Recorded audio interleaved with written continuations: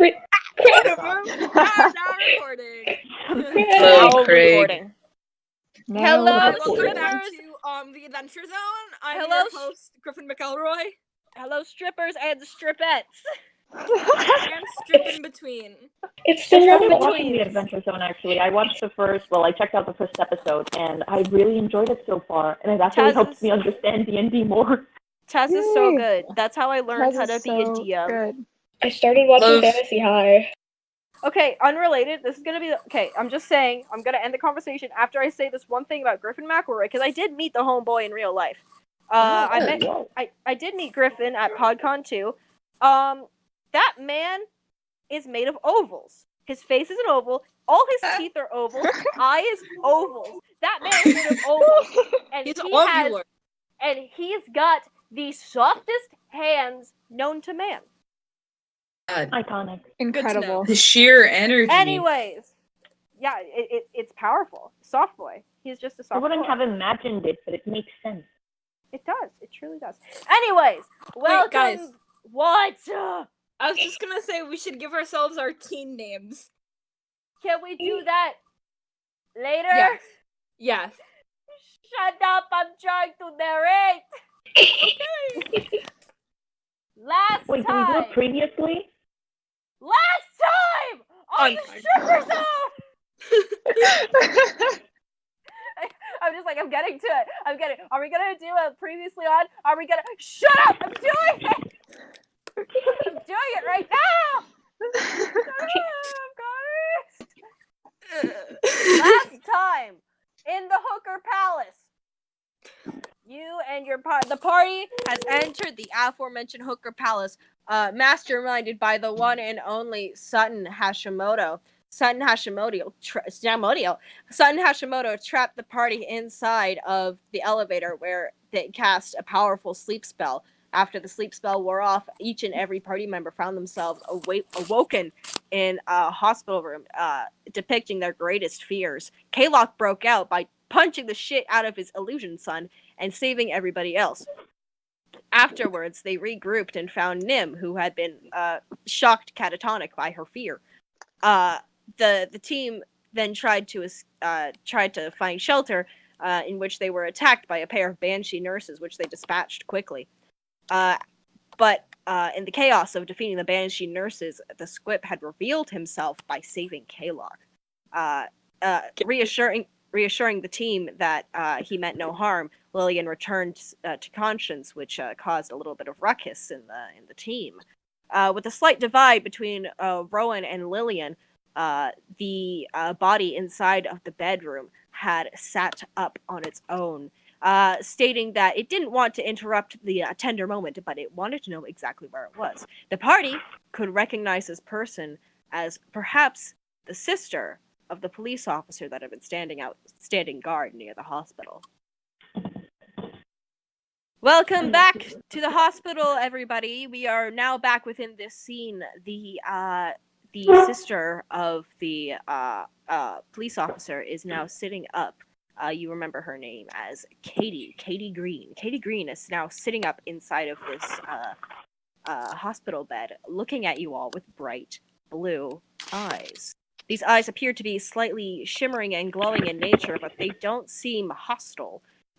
They seem rather lucid as they look between you all.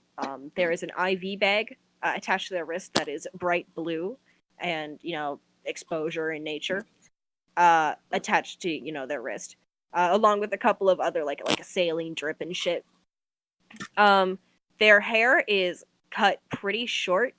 It's, just not quite a buzz cut, but, it used to be a buzz cut. It's, the same length all around. It hasn't been cut. It's slightly, floppy. It flops over one of their eyes as they push it away from their eyes. And as you all are sitting higgledy-piggledy on the floor, they speak again. It's not to, again, put pressure on any of you. Where exactly am I? You're in a hospital. K-Lock is kind of just staring.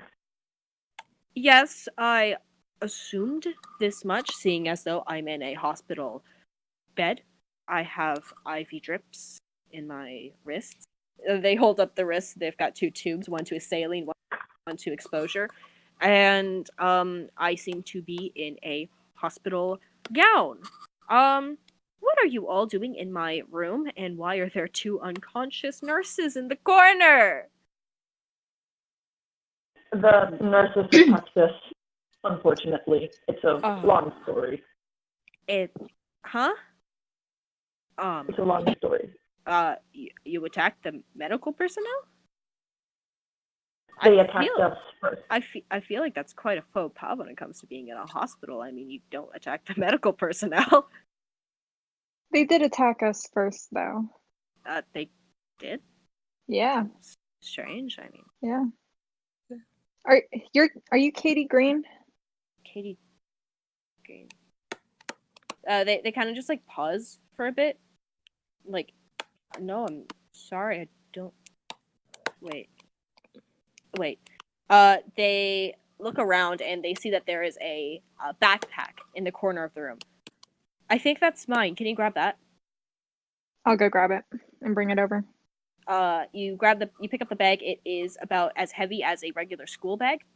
It's got like papers and stuff and like homework in it. And you bring it over to Katie, or quote Katie, and they unzip it and they look at it. They're like, this. Okay. They dig through it. They're like, I don't recognize. Okay, wait. And they pull out a wallet, and they open up the wallet, and they're like, bro, okay. And they pull out a student ID, and they look at the student ID. It's in their hands, and they're like, I suppose I might be Katie Green, and they show the ID to you all, and yeah, their face looks exactly like the same structure, the same eye color, maybe a different expression, and maybe a little bit healthier looking in the picture, but and with definitely longer hair in the picture, but that is Katie Green. What do you remember? I remember something rather bright. And they look up at the like when you during surgery you have like the bright ring of lights that shines down onto the body. They look up at the light stand, but it's off, and it's like, that would explain that. And I remember waking up in this room with all of you, and I remember simply developing. That's what I can describe it as. Can we have like Jurissa conveniently wake up now? Yeah, Jurissa can wake up, totally. Hey, what I missed? Oh, there's another one. That was not dead? No. No, I was just asleep. I don't really know. Okay, what about the shiny gold one that's like trembling? Is that one dead? I hope not. Okay. No, she's just asleep. So I just want to make this clear. The 2 nurses are dead? Wait, what nurse? Did you kill them or knock them out like the other 2? DM question, did we kill them? Did you kill them? Let's say I don't know. we said we were going to interrogate them, remember? Yeah, I That's right, assumed we were going to just knock them out. So you they're knocked out. So it's like, did you kill them though? No, we just No? They're just knocked out. knocked out. They're not okay. Wait, hold up, I need to do something. Okay, Google. Turn off the lights. I can't Get focus. real. I can't focus in a bright room. Wait, y'all killed some nurses? No, It seems like they did look at them, and there's a pair They of did nurses not. in the corner, like, collapsed on top of each other, leaking exposure. I mean, I didn't see that until now. I'm dumb, okay? What? I'm sorry. I don't think I'm the person that you're looking for. They look over at the IV bag full of exposures. Like, is that? And then they point over to the nurses. Is that the same thing? It is. Kalak was like sort of kneeling with Lillian, if I recall. So like he stands up and he gestures to the IV like that's going into their arm and says, "Do you mind if I remove it for you?" You will notice with this. Can you roll? Can you roll investigation, please? Give me a moment. Hit me with that good investigation, please. Investigate. Okay, with my modifier, I got 6. 6. Okay. With 6, you don't get much, but I will give you this. Their eyes are definitely bright blue and glowing. Mm-hmm. This homeboy is exposed as fuck. Yeah, but I'm not sure if there's like a percentage of how exposed one can be. So Kalak's like, typically exposure is like a binary thing. You are or are not. Okay. I just cats can have a little exposure. Cats can have a little salami, just a little exposure. No, it's yes or no. Do you have HPV or not?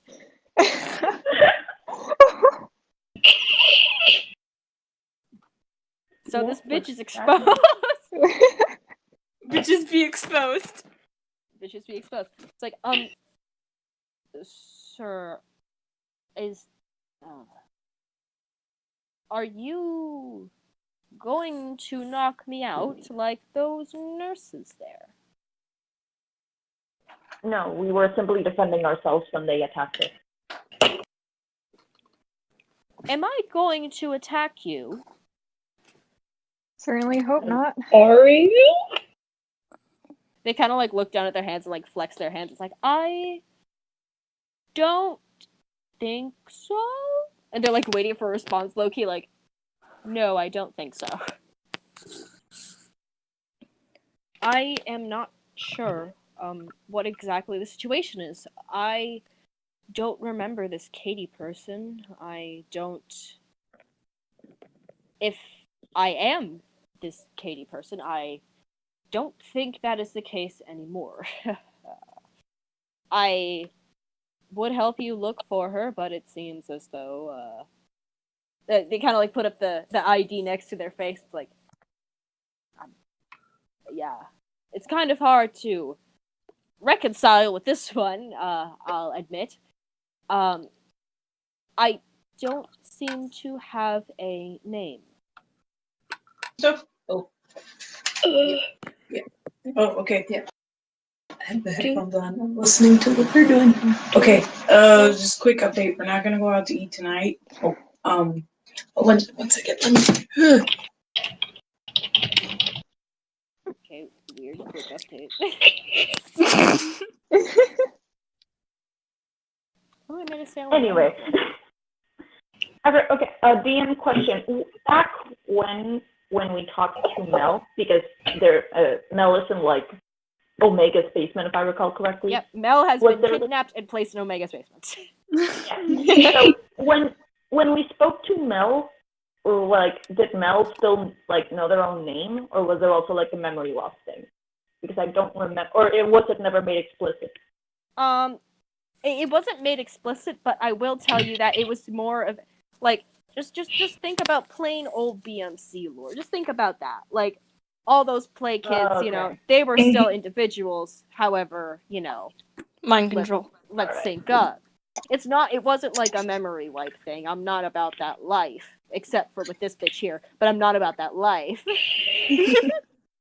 I was just checking because I wasn't sure if I had missed out on some very important lore of like, oh god, is that? The lore is all in check. Yeah. Right. Kalak kind of like clears his throat a little bit. And is there any name that we could refer to you as if Katie isn't comfortable for you?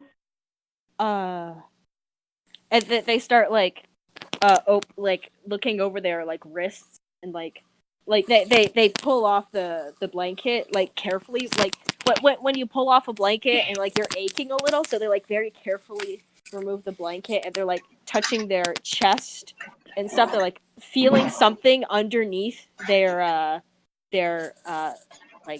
robe. They're like, oh, that doesn't seem good. Okay, and they look around. They look around like their ankles and like their wrists, and then they touch the back of their neck and they feel something really sore. Like, oh, okay. Do you mind looking here? The Kayla kind of walks up and looks at Katie, not Katie's neck. There is a tattoo. What does that tattoo look like? The tattoo is a set of 5 numbers. It reads 22468. Okay, I'm gonna just write that real quick. Thank you, sir. Okay, Mysterious. Kayla kind of glances at us getting uncomfortable. It's a number. Maybe a code or a single number. What number is it? What number is it?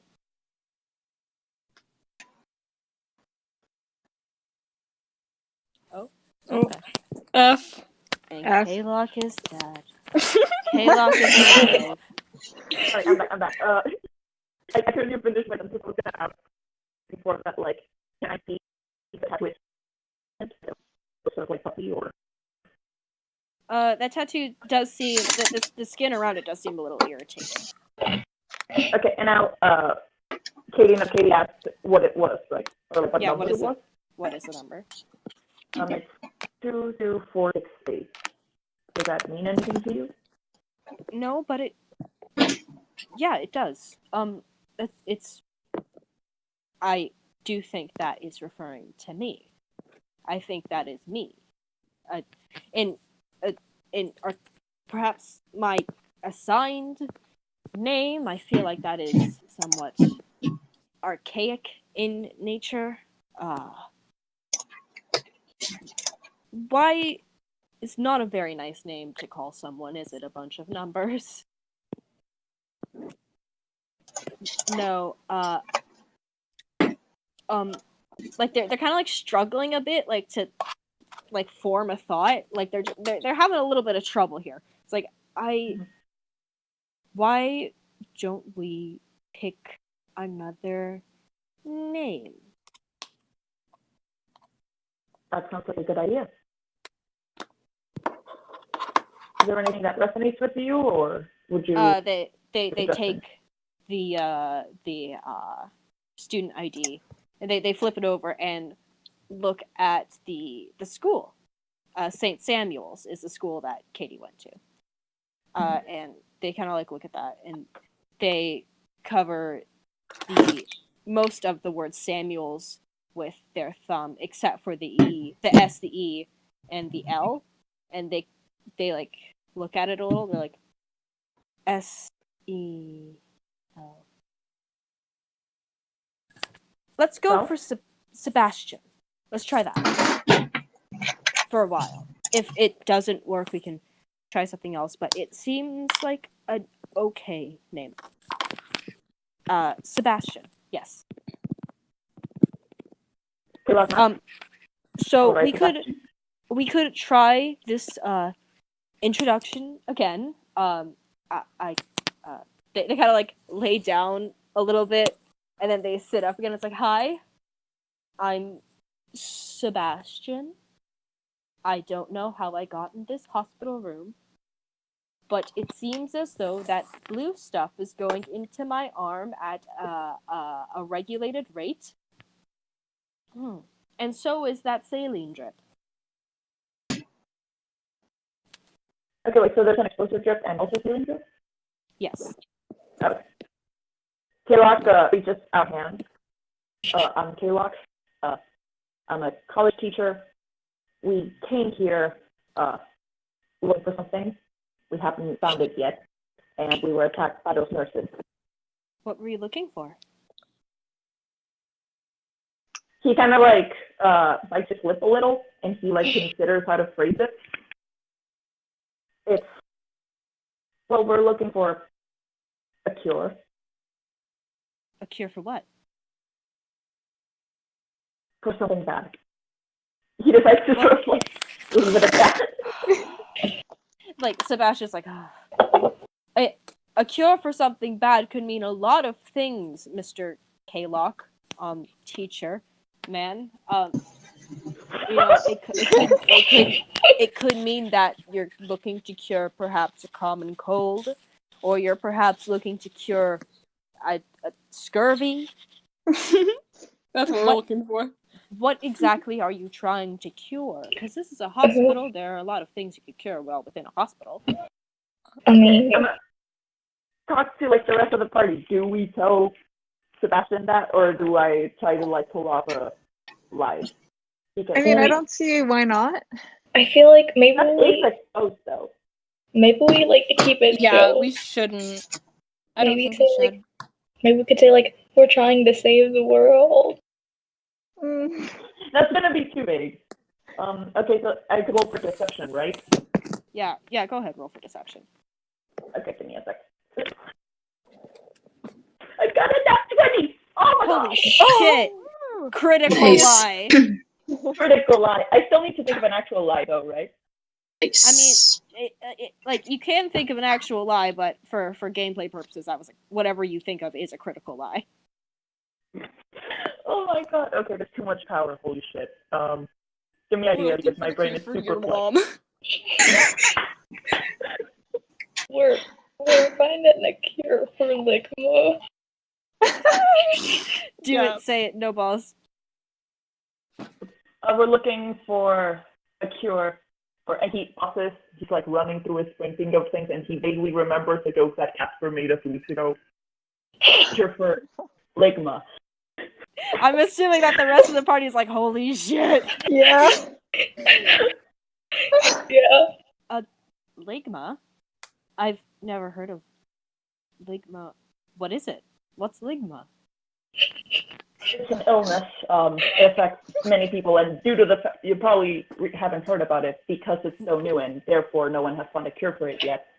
That's And horrible. we found some leads that led to this hospital that seemed, or at least seemed to have been abandoned, and we were hoping to find something here. And Why we would you- found these so far. And a bunch of knocked out nurses. Well, they attacked us, but yeah. Well, I'm still. Why are they why did they attack you? We wish we knew. Maybe they're trying to keep it at bay, for sure, or maybe it's not. I honestly don't know. If They're they were trying to protect- defend Ligma. They're trying to defend Ligma. Holy shit. Hang on. Lillian like finally like actually speaks, and she's like, well, they like attacked us like the second we got in here, basically. So we don't even like know why. We were just checking out a couple rooms. Okay. I want Lillian. Can you roll me a good old perception check? Hell yeah. We've had. I can't 19. believe Kayla said that. 19.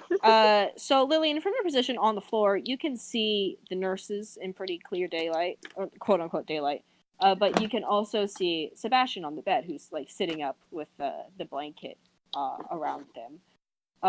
And you can see on Sebastian that like almost all of their veins are like blue instead of red. Like the back of their neck, which you can't see, but you can assume that it's all this sickening, like disease-ridden blue, like coursing down like their spine and like down their like arms and legs. Like it's nasty looking. Homeboys got it bad. But they don't seem rather like mind controlled or anything. Don't they? For being so exposed, they seem rather unexposed. But you notice them sort of like lose focus for a second and like stare into like the void for a moment, and they kind of like snap back to reality. Oop, there goes gravity. And glance over to the nurses, and it's like, and they say, "Someone keep an eye on them."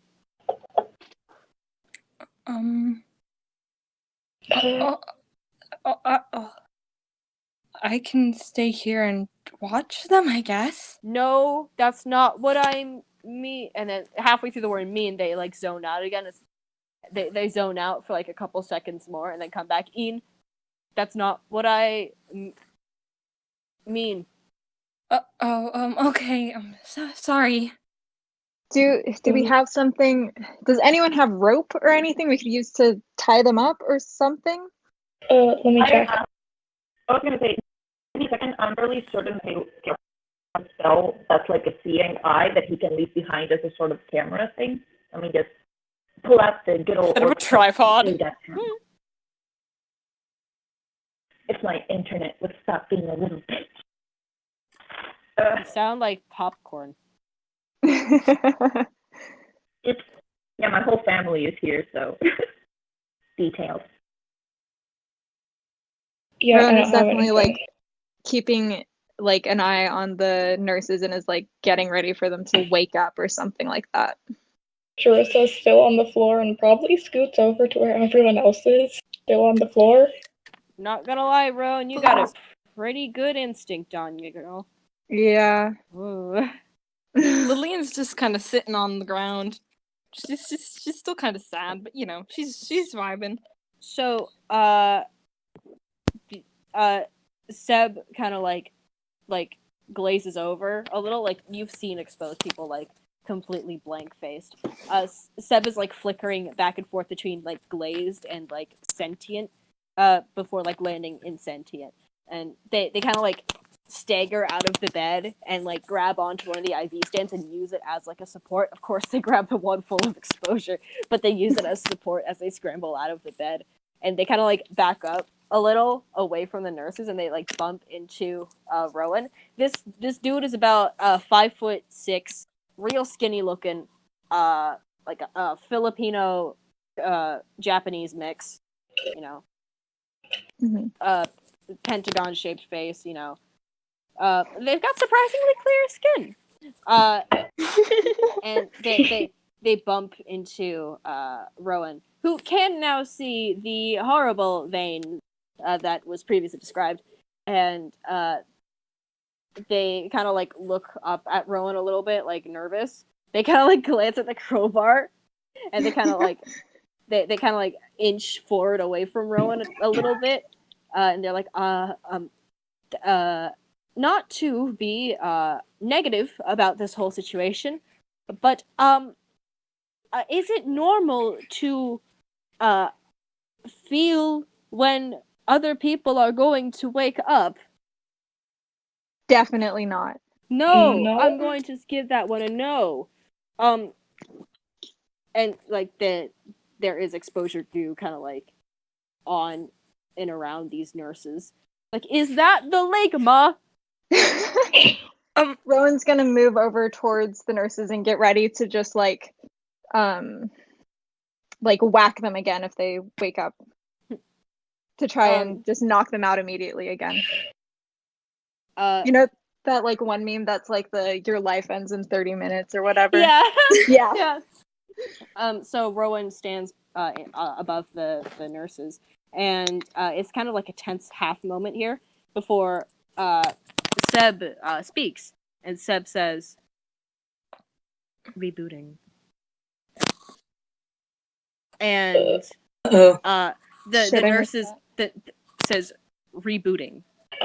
Cool. And okay. The nurses' eyes like snap open, but like they kind of like they're still like on the floor, collapsed on top of each other, and they are not moving, but their eyes are open and they're watching Rowan. Guys, they're awake. Seb kind of like Seb is like rubbing their eyes and like holding their head a little bit. It's like, oh, I've got a little headache.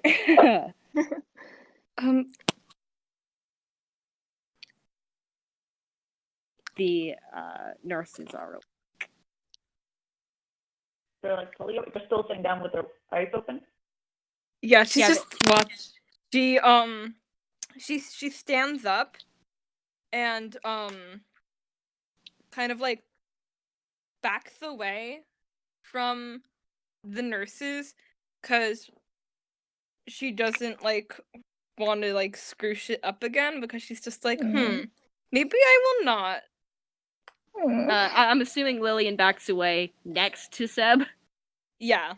So Seb kind of like looks over at Lillian and is like, hello? Hi. I'm Sebastian. Lillian. Nice to meet you. They point up at the exposure IV bag. Is this Ligma? I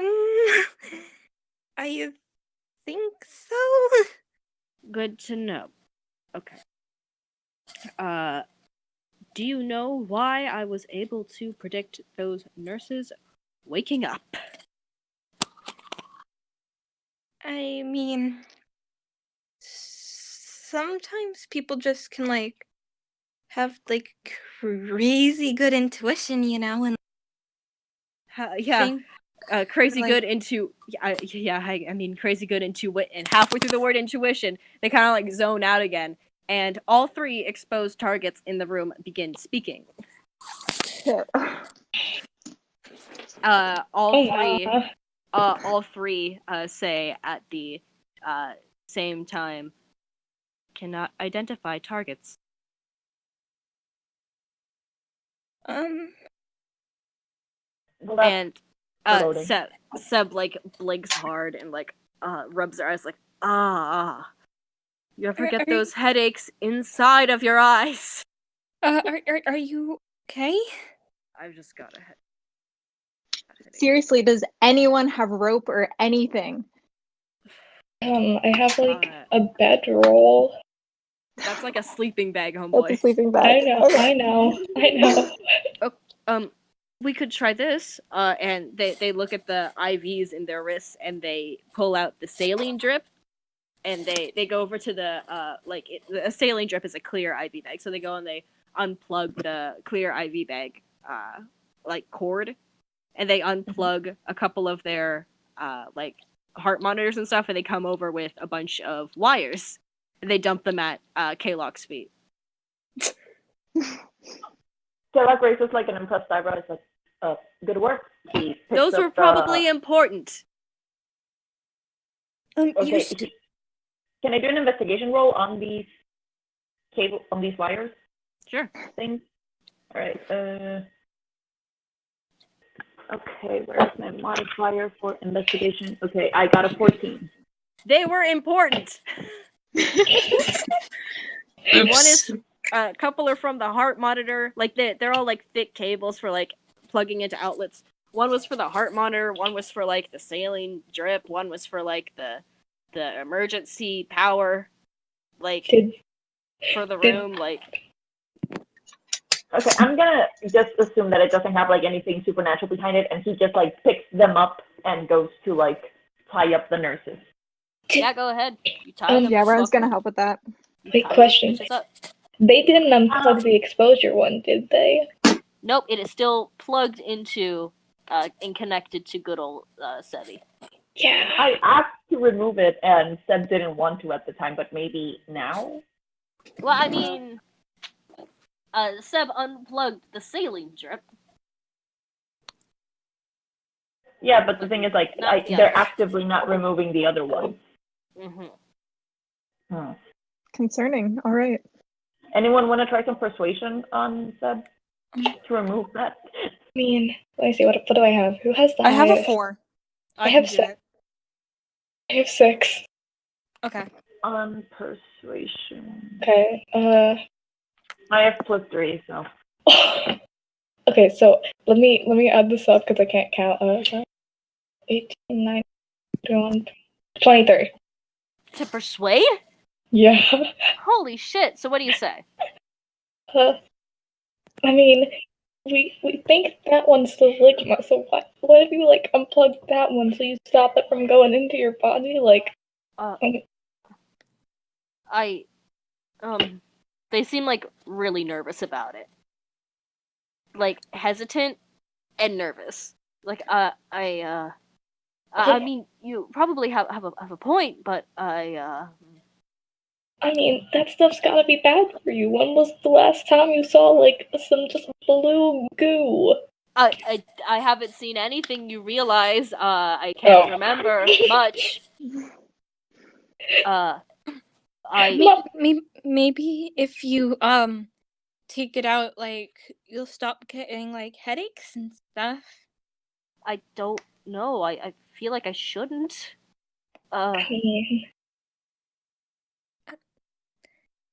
like, well, it's gotta be bad for you. It just seems like one of those things that comes out of a sci-fi movie or something. Y'all ever watch, like not Planet of the Apes,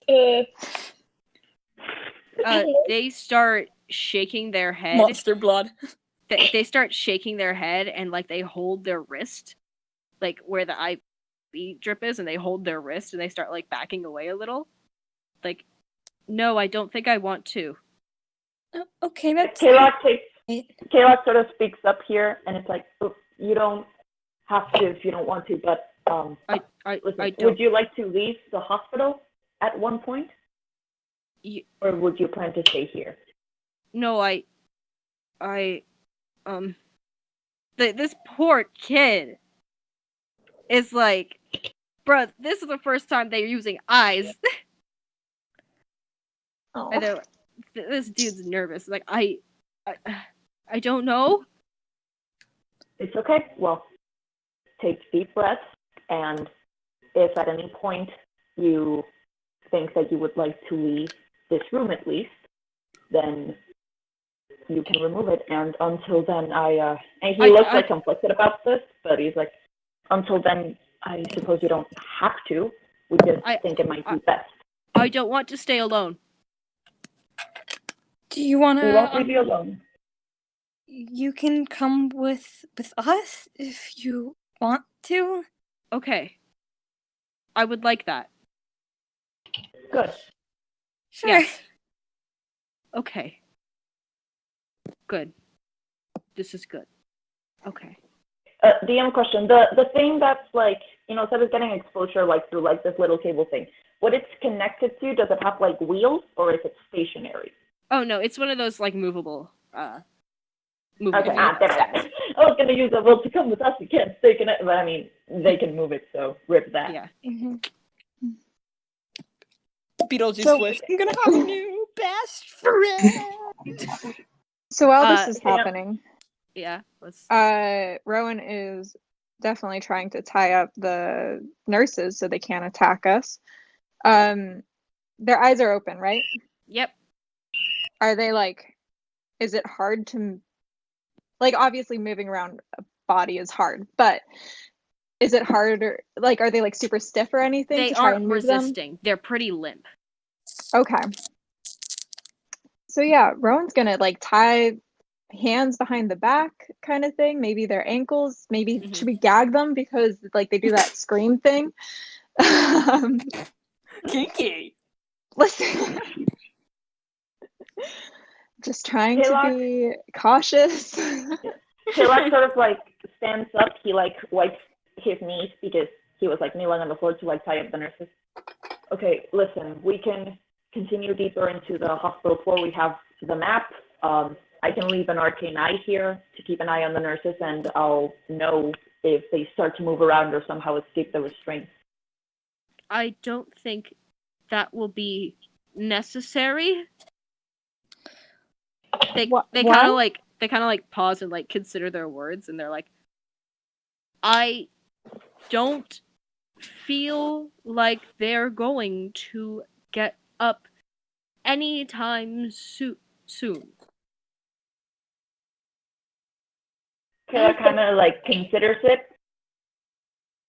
Well, I mean, I suppose I can trust Rowan's restraint. All right. Yes, the knots are tied tightly.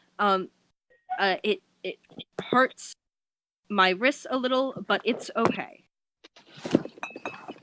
Wait, can you feel the cables that are on the nurses on you? They kind of like look at their unconnected wrist, and they look back at the nurses, and they're like moving their wrist around. It's like a little. Well, I'm sorry. I hope it doesn't hurt much No, or anything. it won't last long for me. Should we move? I think so. Sure. Let's. Okay, now we were heading towards the surgery floor, right? Yep, you were headed towards the surgery floor, and now I'm right gonna now play. this is just entering it. Self-esteem fun. Self-esteem fun. Welcome back to the fucking Horrible. shit. It's a 1 hour loop, so we're good. Okay. Let me turn that Hey, shit. nice. Chef kiss. So I can listen to self. I'm just back here on the edge of my seat, y'all. Like, this is tasty. All right, so as your party, I'm gonna say that Nim is awake by now. She's good. She's had Nim's her just sleepy. vibing. She's had her sleepy. You know, her and Jarissa, they're sleepy friends. This is like the music kids stay up all night. Music kids, they up all night vibing. Like, so you and your party are walking down the hall. How is everybody positioned? Are they all walking like in a line together, or are certain people walking together and certain people are not walking together? Like, what's the deal? Lillian's definitely like kind of like sticking to the back. And Rowan's low key trying to avoid Lillian. Ooh. So where is Rowan walking? I want to know this. Which position is Rowan walking in? So if Lillian's near the back, then she'll be near the front. Or yeah. Yeah. Rowan will be near the front. Killock is sort of like next-ish to Rowan, kind of like trying in a way to take the lead or anything. I want to say that Seb is walking near Lillian, or at least like I'm assuming that since Seb is slower, that the party is a slightly more spread apart across the hallway, but not like they split up just because like they're just walking at different paces. Lillian and Seb are vibing. So they're just vibing. They're just vibing. So it's pretty quiet through this hallway. Rowan's got the map and is leading everybody through. Seb is like trying to low-key learn how to walk. Oh, but it's okay. Lillian's trying to help them. Yeah, they're just vibing. Nim is like walking with just like, what the fuck? When did we pick up that dude?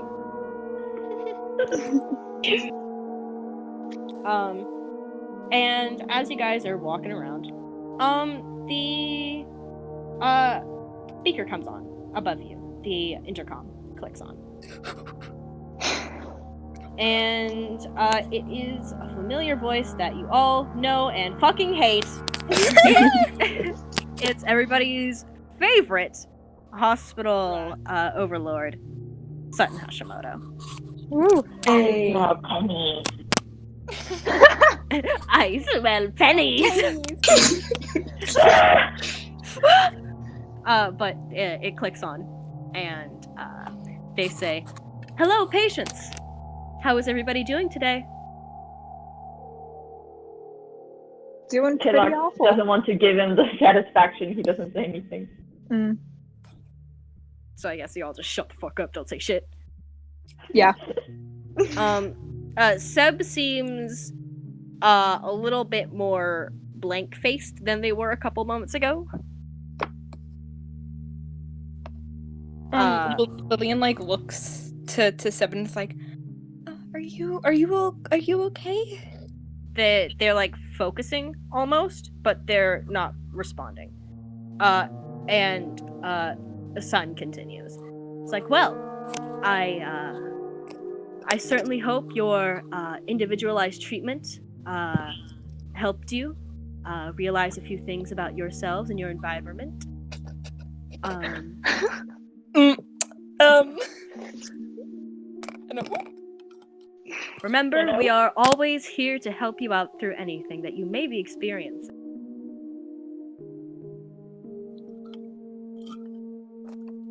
What do you mean? There's no harm in seeking help. Traces. I'm not too Finger keen up on the trusting someone to ceiling. help us after a fear spell. Lillian just kind of like nods, trying to play it off that like make it look like she's like paying attention and like fake considering it. It's like, well, if you all want to consider the option that I've provided for you all, please make no hesitation to speak to an assistant or a staff member about your inquiries. Rowan is very, like, determinedly staring at the map and trying very hard to not pay attention to Sutton. The camera, the intercom clicks off. And Seb kind of like holds their head to their hand, like their hand to their like temple, and they're like wincing their eyes, like, oh, why does that keep happening? Kalok sort of shoots Seb a sympathetic look. I'm not entirely sure, I'm sorry. And that's true, he doesn't really know what the connection is there, but he is concerned.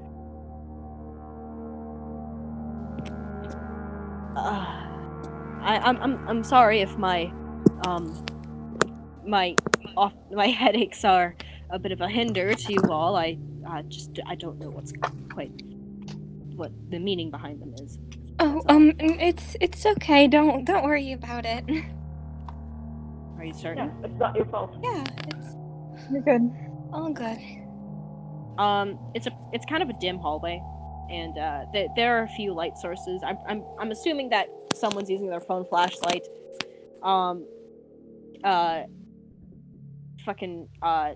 Rowan's Asimar, so they've got a vague glow about them. You know, just Asimar stuff.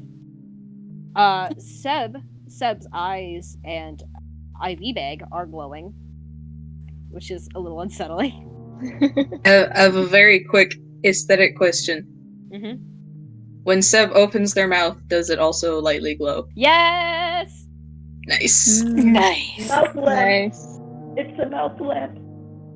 Along with this, kind of like their veins glow too. It seems like there's physically more exposure there. It's not just like, oh, they've got a little bit and like it's just a, like, you know, oh, there's enough to like mind control them. Nah, it is permeating everything in their body. That's Love that. And they'd be looking kind of fresh though. They do be looking kind of fresh though. yeah. Just to make sure real quick, what pronouns does Seb use? Seb uses primarily they them, but any pronoun will work except for it. Okay. Alright. Seb's just vibing. Seb be vibing. Seb just vibing. The name sounds familiar. Yeah, like, the name swear of that the it's- wait. sounds familiar. Oh, and was I'm like, that from "Pop's your gone." human squip fic, Seb? I stare, like, you know that gif of someone at the table that they knock over the water and run? I knew I recognized it Knew somewhere. it. Okay. Knocks over the water picture and runs. Okay, so we keep walking down the hall. Do we find any doorways? Are there any, like... I want to do something first before I start narrating more shit. Alright. Okay. Hey, Rowan. Yeah. Mentally, how are you feeling since your fear room? How's your confidence doing, pal? Pretty fucked up. Whoops. They're not doing too hot. They keep thinking about the fact that, like, the vision of their mom that they saw was disgusted with them, considered them a failure, and they feel like everything that happened in the like with the fight with the nurses kind of just confirmed that. And then they're realizing that they really fucked up their, like, the conversation with Lillian afterwards, finding out about the split. They were not doing the good, supportive, significant other thing. And Yes. they're just, they're just generally not doing too hot. Okay. Rowan, in this moment right now, what do you want?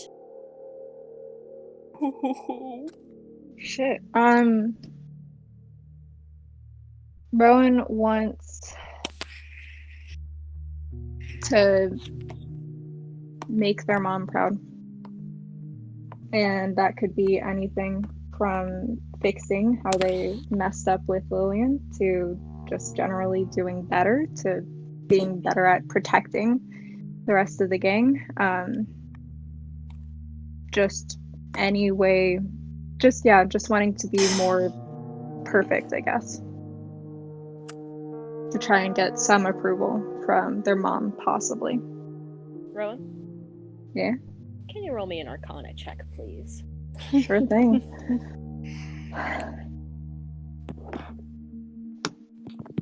That is a 17. 17. That's pretty good. All right. Rowan, you're walking through this hallway, lamenting over your recent failures, and you want to make your mom proud. You want to be better. You mentioned perfect.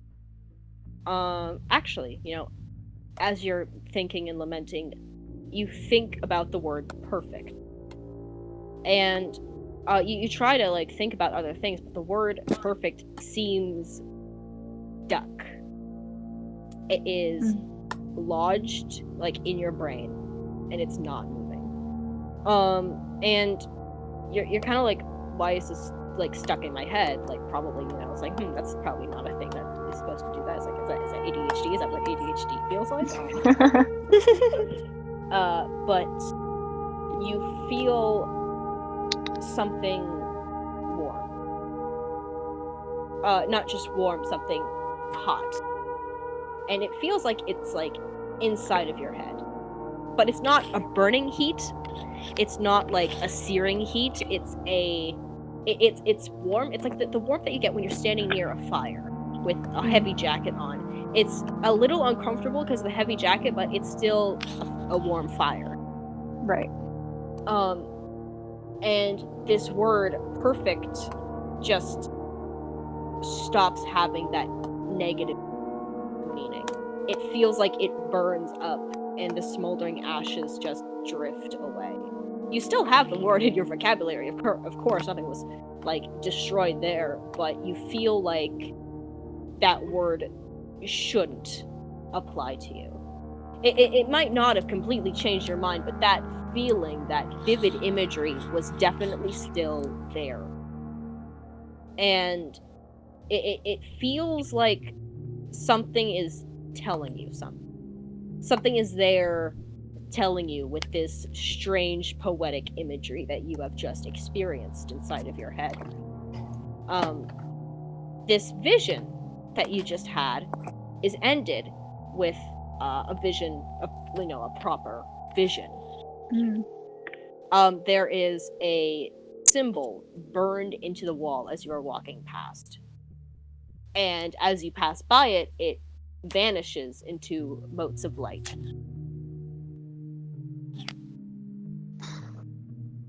Okay. I'm gonna tap Kalok, because I think he's next to me, on the shoulder and point at him and be do you see that? He doesn't. Does Kalok see it? Nope. Sure. Okay. He kind of glances forward and he squints to see what exactly.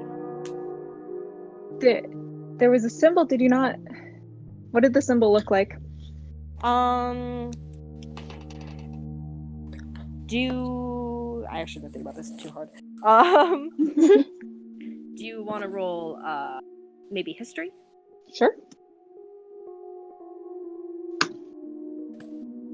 That is an 8. How good were you with traditional elements? Periodic table. Not the periodic table, traditional elements. Magic stuff? Not magic stuff, traditional magic. elements. Oh, Like, Avatar, Oh. Airbender. oh, got Not it. Okay. like No. yeah, a little bit further than that. Like think like mercury and lead and shit. Oh, okay. They have some knowledge of it because, like, they're majoring in alchemy and stuff, and I'm assuming that's part of it. So they know like symbols and things like that regarding that, but they don't know too much more than that. Rowan could recognize these symbols. It's actually two. One of them is the symbol for mercury, and one of them is the symbol for fire. Okay. Also, yes, let's take 5 so then Shine can get to the computer. Cool. Yeah. Cool. Take 5, everybody. Oh my Wait, god. Okay. Is everyone gonna get visiony things? Because that's what I feel like is happening. I don't think everyone's gonna get vision, but if I can, I will give everyone vision. I'm trying to like hash it out. I'm kind of my brain cell is kind of going around. It's doing the think thunk. I am enjoying this thoroughly. This is very good. How's Clapping it going for emoji. you? How's it going for you there, Judge? Okay, I have suspicions. How's it going for everybody in the goddamn chat after I just put something into Rowan's brain? You did it! Mayo, I sent you a message. You did. Saw it, right? I saw it. Of course I saw it. You saw it? Everything. I saw it. Wait, okay, so just to like make totally clear, Rowan doesn't feel like doesn't have that burning like desire to be perfect or whatever anymore? It's not like it was removed. It's like someone was there explaining something but without any words. Okay. Like it lessened? Like You've sat down long enough. You've sat down long enough to think yourself into a better mental state. But it was magic. It was like somebody was there telling her, like, getting their head out of like that negative space. Cool. I mean, like, if So Rowan it's going to a therapist. If Rowan really wants, Rowan can stay in that negative space, but someone was there holding Rowan's hand. Yeah. Okay. Cool. Oh, I wish someone would hold my hand. You've got a hot evil demon. That's Kayla. No, that's Killock's man. Same wavelength. I, Jeremy Timothy M. last name, am coming for Kaylock's man. Killock has not even met this man, but it is his man. I mean, he has. He technically has. Like, oh, that was the one time that they tried to do a perception on Squid. Damn, enemies to lovers. Your first 50K slow burn. Sometimes you meet your husband when he's possessing your daughter. That's just how it like be. that. You guys want to see a cool picture? Yeah. Send it. Okay. Even when it was just Jeremy, like, remember that Killock tried to do like a perception check or something on the Squid? Oh, to detect thoughts. Yeah, he did detect thought, and Squid was like, "Oh, I see where this is going." And looking back on it, that's spicy. They gang. This is completely unrelated. That's a lot of measuring. That's a lot of measuring. Are we unironically doing this? Are we unironically doing Squid block? Please. If you idiots put the fucking, like, work in. You will? This picture I posted is entirely unrelated, but It's cool. I don't know what it is, but Thanks. it's interesting. I'm making wings. That's the frame. I'm gonna put some hinges. Super cool. Thanks. I'm gonna cover it with fabric and some foam, and then I will be a wingy man, and it'll be good. Wingy Squip Man? God, I wish. I need to make Me squinting. I need more wing squips. I only have the one. Make more, coward. You won't. I need more. I need more. I didn't make any bird ones. I should have made a bird one. More bitches. More. I need more. Wait, I have 2 I still haven't... Wait a second. I have, like, 7 that I need designs for. Yeah, clown! I should make more squips. Ignore the 7 I'm sorry. that you made for someone I'm so sorry, I can't Squips talk 1 through about. 7. The someone I can't talk about was really truly Scriptstorm number 1. Ayo. I need to do... I think I kind of have designs for most of them. I need to do 6 and 7. They're all named after planets. That's Fucking weeb! Sailor Moon who? They're named after the Japanese names of planets because, I mean, why not, bro? I needed a naming scheme. Fighting evil by moon. Honest to God, I wouldn't expect anything else out of the motherfucker that you created for us tonight. Thank you. They need some themes. I love themes. It's the one named Squippy Moon.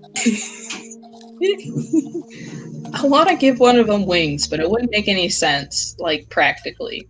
Then one of them, like, Galaxy Burn it.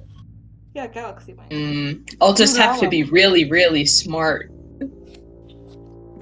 Like Lunala.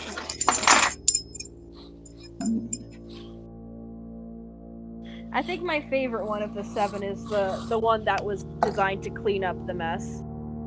Oh, yes. That bastard. I love the Moku. Inhuman design. Moku. Yes. I love Moku. this fucking Inhuman design. It's so pretty. Moku is very good. Moku is not nice. Moku, you are my boyfriend. Granted, Moku... And I was so confused. No, Mokusei is Jupiter. Moku isn't necessarily mean either, but Moku does not have any concerns about you. Moku, you are my boyfriend. Okay, gay. Moku will not protest. Moku is my boyfriend. Wow, the whole planet Jupiter? That's crazy. Yeah, bitch. What the fuck is up? I have a saw in my room, but I can't find it. Saw? Yeah, I have a saw in my room. I took it from the garage and I put it back. I wish I could have power tools, but I'm just in the basement and everyone could hear if I made a loud noise. Oh no, it's a handsaw. We got fucking the song blasting. The fucking Portal music's still going, huh? music still going. God, that's so You good. just gotta listen to Portal music. Yeah. Do y'all like not fall asleep to this song? I mean, I fall asleep to your fucking GLaDOS ASMR. That was funny. That was so goddamn funny. I accidentally downloaded the entire Portal 2 soundtrack as just one audio file that's like 3 hours long. That's the dream. So whenever I need to That's like zone out, I just put that on and I'm chill for the next 3 hours. How to then you tame vibe your and want you ADHD. gone. I'm just vibing. How to tame your dragon, but it's how to tame the ADHD. I Yeah. wrote a whole essay on Portal 2 for school, and literally all I listened to while writing it was the OST. So good.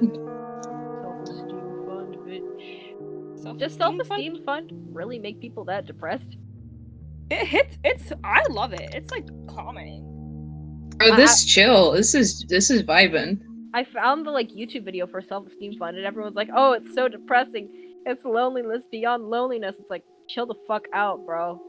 Like, have you even played Portal 2? Bitch, shut the fuck up. Listen, bro. Weedly. Shut the fuck up, Weedly, okay?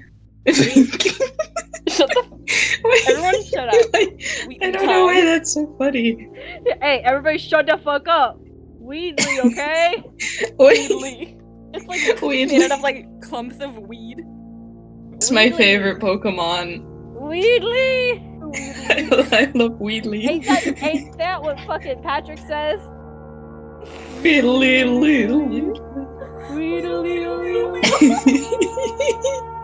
Oh, I do have my dice, by the way. I have like 4 whole sets of dice with me right now. I have 3. I have pink. I have pink sparkly, rainbow sparkly, and blue sparkly. I've Nice. got my motherfucking metal dice. Them shits good. For Yeah. bludgeoning. Hell bitches. yeah, metal dice. All of my dice are accidentally formed around like a teal color scheme. That's what I didn't thought do you'd this. say, Kenny. I didn't do this on purpose. It just sort of happens because I like 2 whole colors, and teal is one of them. I intentionally bought blue dice, thinking, I can wheelie, and then I purchased them. Nice. I have one die that's just like, that was the sound of me dumping out all my dice. I have one die that's like, it's the shape of a D20, but it's just got 0 through 9 twice. But, huh? What? A D10 2. Yeah, a D10 squared? It's It's just roll twice and add. I mean, I guess you could. Like, it's the shape and exact size of a D20, but it just goes through 0 through 9 twice. You Someone could But like, roll why 20 though? and add. You tell someone, hey, can you get a 10 or above? And they said, no, I rolled a 1. And you go, fuck you. Damn. Oh, Damn, oh bro, Lord. you got the whole squad laughing. Jeepers, my Damn, headphones. bro, you got the whole party laughing. My headphones just said in the robotic voice that they do, please charge device, and that startled me. Okay. That was I need to charge my device, I guess. Now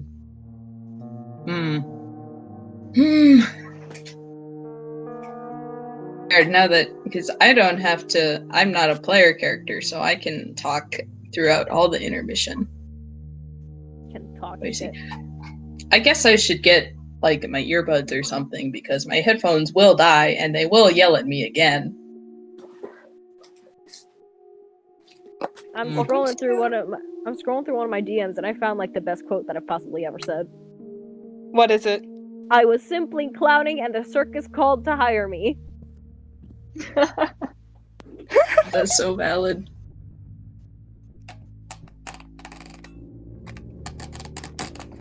Welcome to I'm using a saw in real time, so if I cut off my fingers,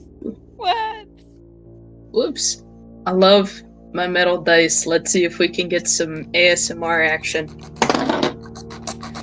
I rolled a 13. This is the worst ASMR I've ever fucking listened to. I hate you all. It's like there's like sawing and like a saw. I rolled a 2. You're sawing. Someone else is rolling dice and announcing what the fuck they got. Here, how about I roll all of my metal dice? Is this any? I'm considering suicide, like. Can I count? No. No. Not today. I do have some blue dice. They're kind of a navy. They've got like a Ravenclaw vibe about them. Okay, Jenny. Yeah. It's the whole house of Ravenclaw. I don't know. Yeah. I don't know what to use them for though, because like I like my teal dice much better. Sometimes you just collect dice. Like I don't use all of my dice. I just like. When lemon. When lemon. Combustible lemons.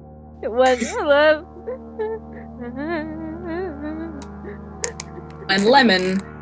I'm scared of what kind of lemon you're talking about. And I could go for some lemons. Lemon.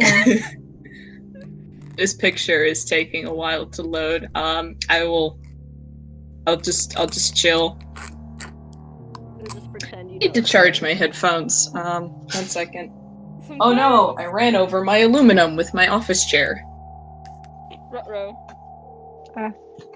I'm making a prop squip bottle, like squip pill bottle right now. With a saw? Well, I'm cutting the plastic container that my blue dice came in. I'm cutting it in half so it's smaller, and then I'm gonna fill it with wintergreen Tic Tacs and make a label for it. It says Squips. I'm a man of simple joys. Oh man, of weapons and guns. Yes.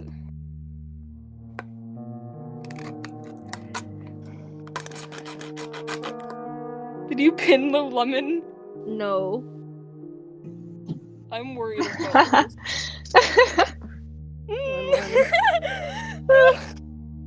Rowan dies of ADHD related causes. That was possibly the best thing that I've you know, the fucking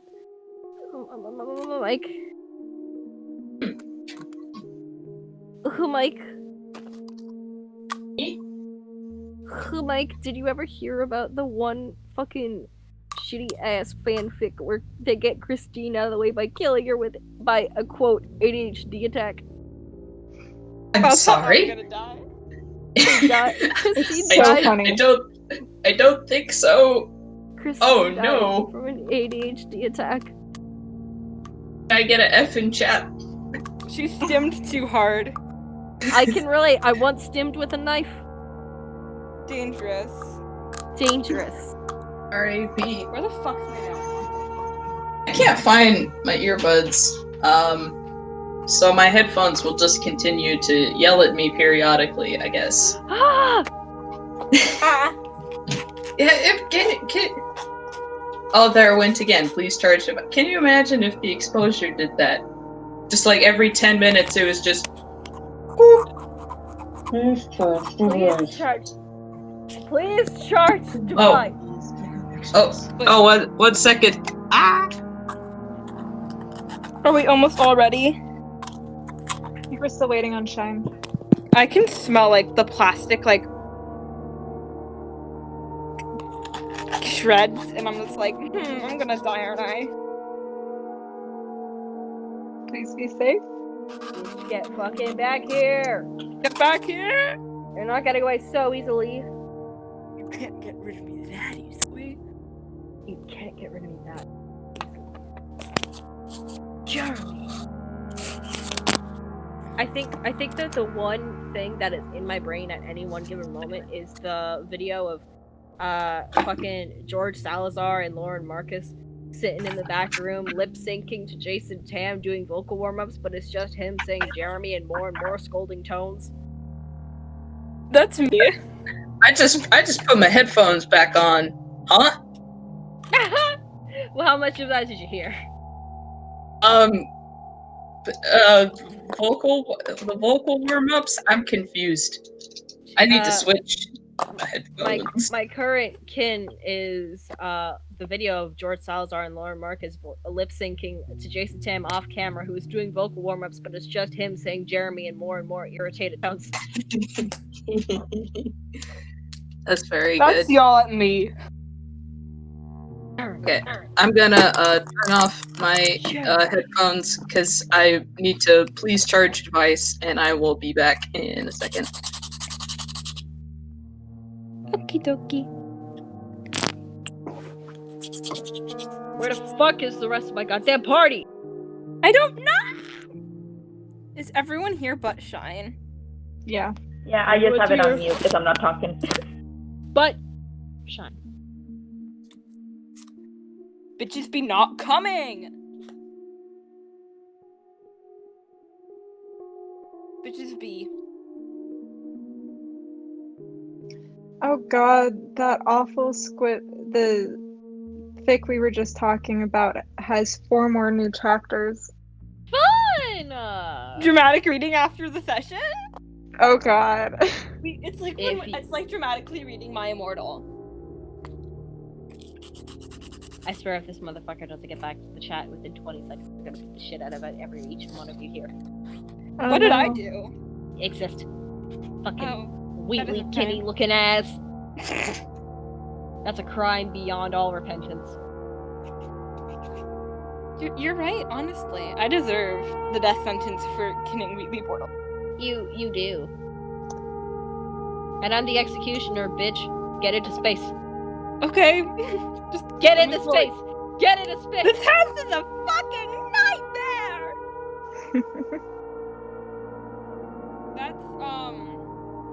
I think that's Jake and Rich's shitty ship name. Yikes! Yikes! It's kind of funny though. It's There we funny, go. but it's also like, why? This is a different microphone. I'm now just talking into my laptop. Is this okay? Does this sound good? Yeah, you sound fine. Okay, cool. I think I have the earbuds on the wrong sides. The audio is backwards. Boop boop. Okay, there we go. The worst part about me killing Oh, Wheatley is Shine that is typing. in a campaign with my friends that I'm gonna start sometime soon, I'm playing as Asimar Bard Wheatley with wild magic. I love that. Nice. Because I'm a man of simple joys. So I'm gonna have to because my friends are gonna be using pre-made character sheets while I'm using my own, so it's gonna be so funny. I'm gonna mute for a sec. I have to quickly run downstairs and make sure nothing's on fire. Okay, I guess people are just being loud upstairs. That's fine. I'm plugged in. I'm plugged into my computer now, but my blanket is over on the couch. So far away. And I'm cold.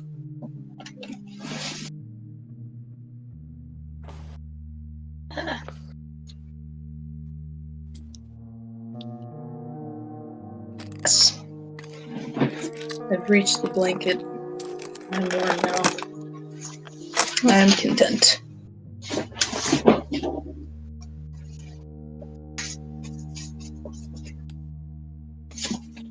Sometimes you just gotta vibe. Yeah. Oh yeah. Just chilling.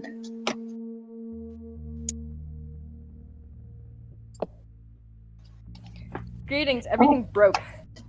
We're finally frickin' ready? Top 10 things I'll have to cut out in editing. This. I push open my curtains and push open a pair of Miku pigtails. You have to greet her when you come into the room. I've got a bunch of chocolate balls and I'm ready to eat ass! Ooh. Are they malt, like the malt balls? No, they're lint. Ooh, fancy ass. Lint? Yeah, lint. Like the fancy spelling, or just like laundry lint? 'Cause I hear lint. L-I-N-D-T. The lint. The I only Lindor got the second half truffles. of it. Oh, okay. I just kept hearing lint, and I thought, well, that doesn't taste very good. That's not food! Mayo Discord user Mayo Nasty, that's not food! Wait a second. Using the call-out post on my Twitter.com, Mayo the DM eats fucking lint. Something isn't right here. What are the cursed things that your character has consumed? Is this an actual question? Yes. Does the DM count as a question? Does the DM count as a character? Yeah. Great. Yes. I often eat toilet paper if it is near food that I am currently eating. For example, I had a candy cane and it was sticky on my hand, so I put toilet paper on it, and then I ended up eating the toilet paper. Solid. I am dirt. Paper popsicle sticks. Sorry, lollipop sticks. No, I don't eat wood. I think possibly the worst thing that I've ever eaten in front of somebody. It was mostly the circumstance. It was at a cosplay convention, and we had all migrated to a bar that was like nerd themed. So we were all the Taz kids were chilling, and a loop was making like eyes at me, and I'm like, oh shit, she's kind of cute though. But I didn't notice that she was flirting with me until after I ate an entire paper straw at her. Bro. Icon. She then ate an entire lime peel sexily, and that's when I realized she was flirting with me. Nice. Icon. Nice. And then I mean, Honestly, iconic. she gave me her Instagram, and then I texted her a couple minutes later, and she responded instantly. Nice. wow. Do you want to see the bottle I made? What the fuck did you just say? I just heard I just made limeade. a squib bottle, dumbass. Hell yeah. Damn. These Kaylock at one image. point was too tired to make coffee, and he just kind of got a spoonful Nice. of the coffee grounds and just chewed some and swallowed. That's a snack, baby. Oh my god. It was final. I mean, once when I Snack was that little, smile, I Jack. was sitting at school and I ate a little rock because I thought it would make me sick and I could go home. It didn't work. Just ate a rock. It was just a little rock. Cats can have a little salami. Mike can have a little rock. You Lillian can can have a little little rock. A little rock. Rowan has definitely eaten just like an entire lemon on a dare. Yes. I would do eat a it on my lemon. own I think I've free will. eaten lemons. Lemons It's alright. are awful. They're They're tasty. so Very sour. good. Give them to me. Tasty. I will consume them. Okay. I will rid them of their sour toxins. Sorry that like you're white and can only consume water. Sorry, says you? Yeah. That's the joke. You look like someone put mayonnaise in a plastic bag. I glow in the sunlight. Twilight looking ass. I'm better than that. No, I'm not. Never mind. I'm very white. I've got freckles. Me? Gee. My freckles only show up like in the sun. I I'm have very freckles white, on like but my I've also shoulders, got, but that's about it. I've got the mixed Asian eyes. I've got the Jason Tam brand eyes. That's why you I stood cosplay out. so well. I already got I got the facial structure assigned to me at birth. You were assigned Squipkinny. By my father! I was assigned Jeremy Kinney by my mother. Damn, solidarity. Are we ready to go? Yeah! Yes. Absolutely. Shine, been can we waiting. fucking go? Please! I'm sobbing. Let's floor it! If you're not ready in 2 seconds, we're laughing. I'm gonna beat the shit. We're good to go. I think. Okay. We're The good. audio peaked for like a hot second, and just that one moment Holy was so shit. much louder Okay, than the rest everyone of it, and I scream all don't at know once why. So we can cut. We know where to cut for editing.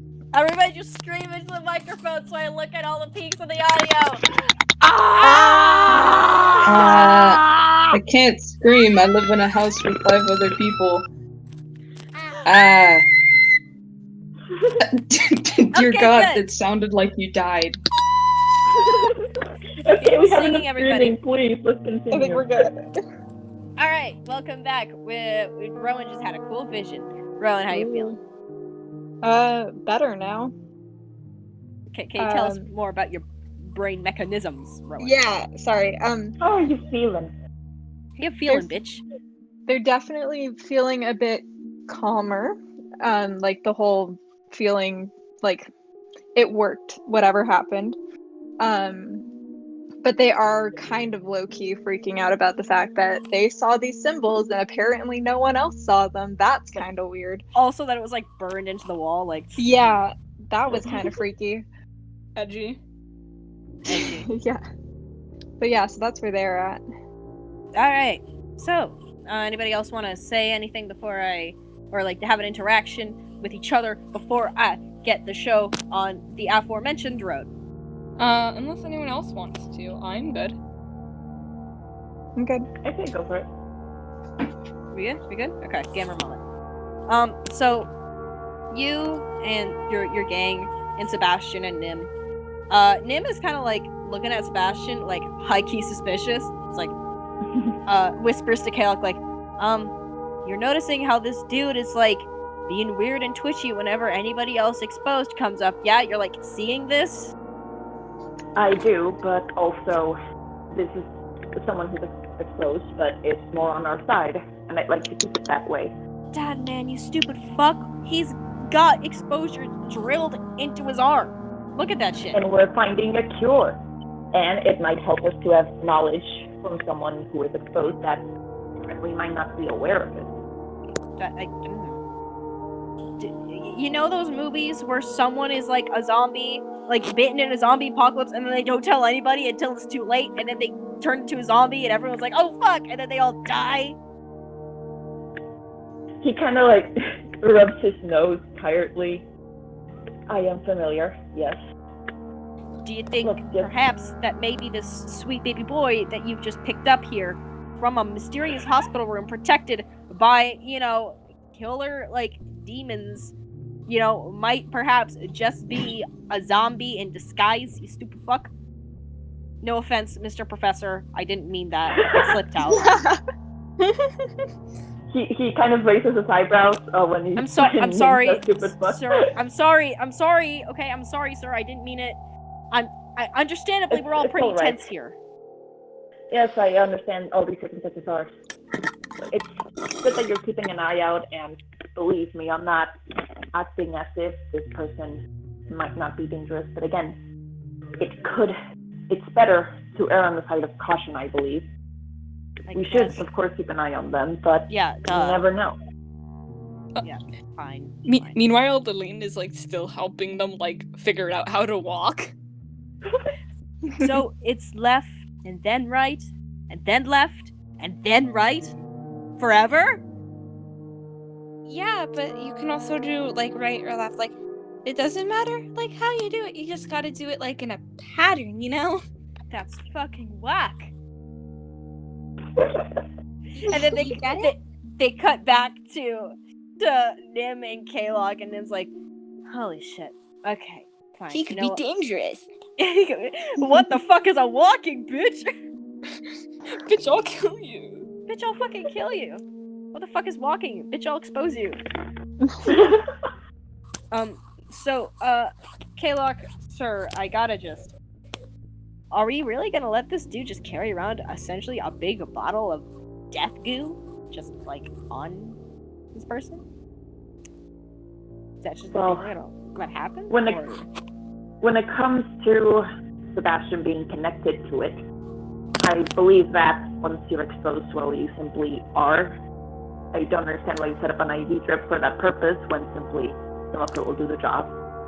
But I don't know, I think that might possibly become more hostile if we try to wrestle it away from him than if we simply peacefully let him carry it around. At least it's not in a needle. Well, technically, yeah, you know what an IV bag is. Yes, sir. An IV bag is just a really big syringe, essentially, that just keeps going. I forgot that it connects to him. I'm a dumbass. I don't have space, though. That just, keeps going. You realize that's what an IV bag does, sir, yeah? He kind of, blinks a little, and he tries, God, I need to sleep. Yes, you're right. I forget that. So homeboy could just stab one of us, and we wouldn't know, I'm gonna keep an eye on this little shit. And then we cut back to Sebastian and Lillian, and Sebastian's like, so, and then you swallow, and then what happens to the food? It goes, it turns into energy, basically, so then, you can, do stuff. This is insane. I didn't know these bodies could do that sort of thing. I never really existed as a person before. This is crazy. It's pretty cool, right? This is much more interesting and fulfilling than just being a strange, connected part of some eternal, strange hive mind. It's much more fulfilling than being just goo. He kind of pauses. It considers what they just said. It's like, what?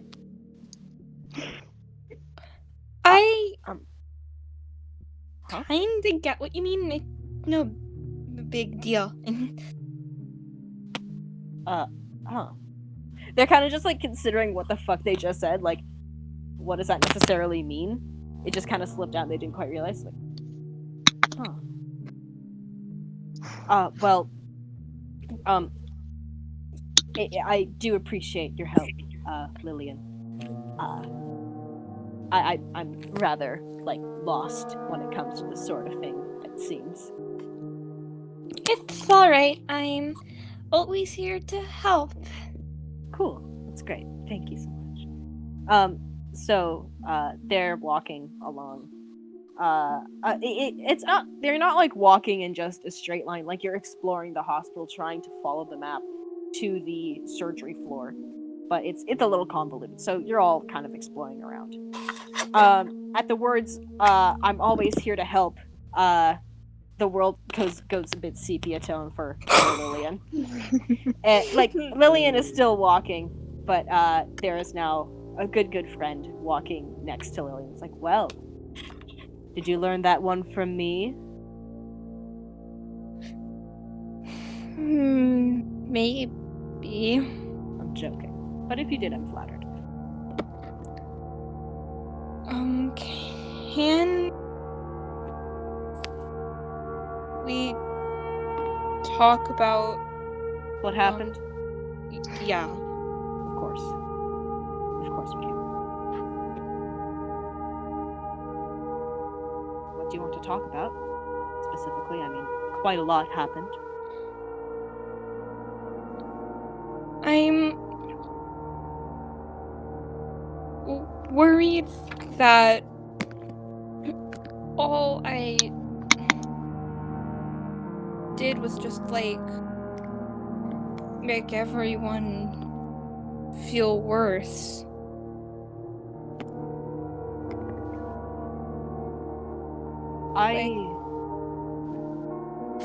Well, I'm not going to lie. As the god of lies and deceit, I'm just putting it out here. I'm not gonna lie. You kinda did fuck up. No. But I will also say, they also did fuck up. Not everyone is flawless in existence, and I will admit, not even I am flawless in existence. Not even gods are perfect. And it's hard for a lot of them to admit that, so don't tell that to any of their faces, honestly. It will not turn out well. But it's hard to be perfect for even immortal beings. I can see the future, and I can tell you certain parts of it, and I can, of course, prevent anybody else from knowing this knowledge, but there are certain things that I am unsure of. I was never quite good at human relationships. I'm not quite good at predicting what humans might do, but specifically about their relationships. I can predict wars, I can tell people secrets of the universe, I can help save lives, I can help damn lives, but I could not tell you what to wear for prom.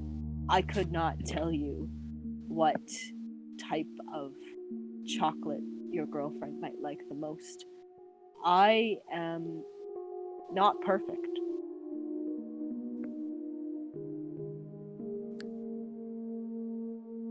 I mean, in the whole scheme of things, like, I don't think as much as people try, as much as I try, like, you can't achieve perfection. Perfection doesn't exist, Lillian. That's your first mistake. No one can be perfect. And if someone tries to achieve perfection, they are... And they look up, and the script looks up towards the intercom. They are heavily incorrect. Lillian looks up to the intercom along with Squip and Right. I know you just said that you're not good with all relationship stuff, but it's all gonna be okay, right? Do you know that at least? Well, it depends on what will be okay. That's the question. What exactly are you asking? That this whole being mad at me thing will be over. It depends on your definition of okay. You could define okay as no one is upset with you anymore under any circumstance forever. Or you could define okay as just being alive from day to day. It's all perspective.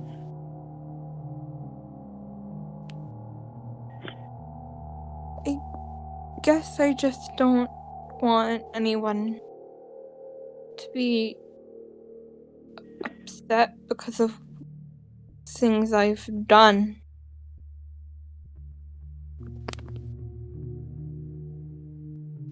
I mean, I can understand that much. But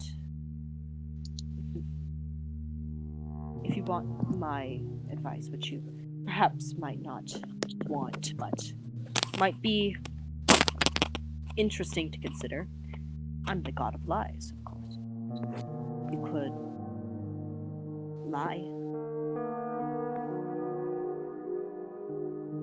You could say that I tricked you into making a deal.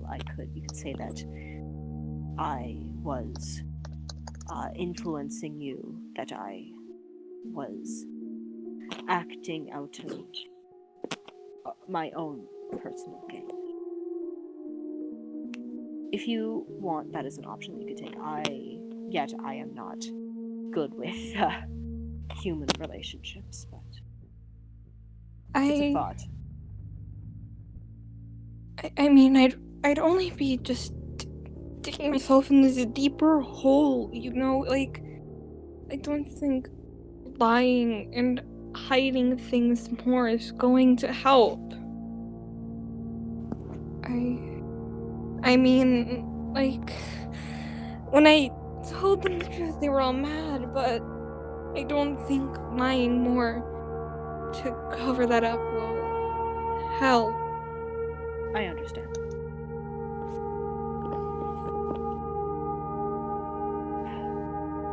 Lillian, I want you to know that I have lied to you before. Often, actually. When you first met me, of course, my facade was mostly a lie. My act of harming my ward was a lie as well. But I cannot control what you do and do not lie about. I could control what you say, what you think, but I don't see any aid or any sort of helpfulness coming from that sort of behavior. For the god of lies, I don't like lying often. What you saw in your vision, Lillian, the fear room. I will not lie. That has crossed my mind. Considering if I was to attempt what I did before, to try and fix everything myself, it could provide a result that would be desirable, but it would inevitably lead to not only my downfall again, but it would simply harm my ward. And I don't want to make the same mistake twice. I'm a god, not a machine. I understand when a fault has been made, and I understand how to remedy them. You understand, yes? Yeah, I do.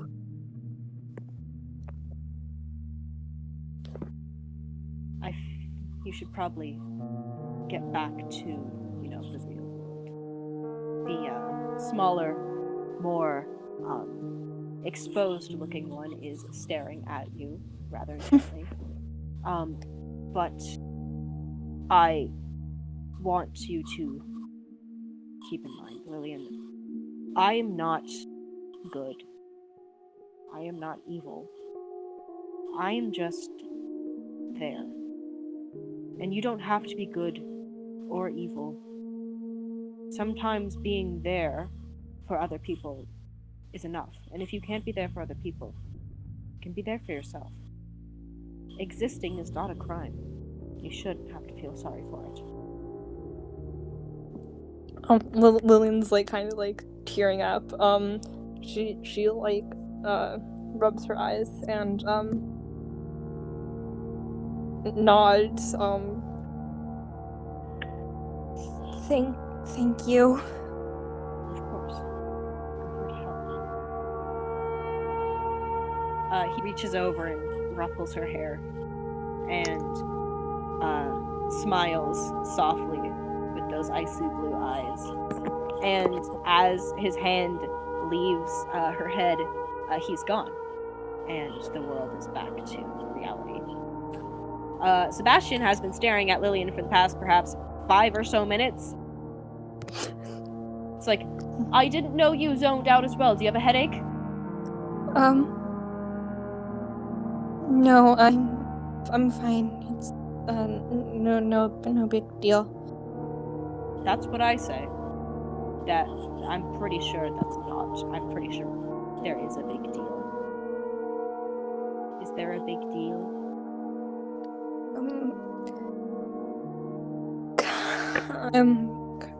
Kind of. Kind of. Kind of. Kind of? Like, gosh, I don't know how to explain this with it actually getting across. Basically, jeez, If it hurts you to talk about, you don't have to. No, I just don't know how to explain it. Then don't. If you can't explain it, then don't explain Well, I can. I have. I just don't know how to word it right now. I can wait. Right. She like pauses for a minute, like thinking everything over because like last time, just tea spilled. Kind of all screwed up. So after a second, she nods and looks to Sebastian. Basically, there I just can like talk to this like god dude. Kind of helps me out sometimes, and so like zone out, to like do all that stuff.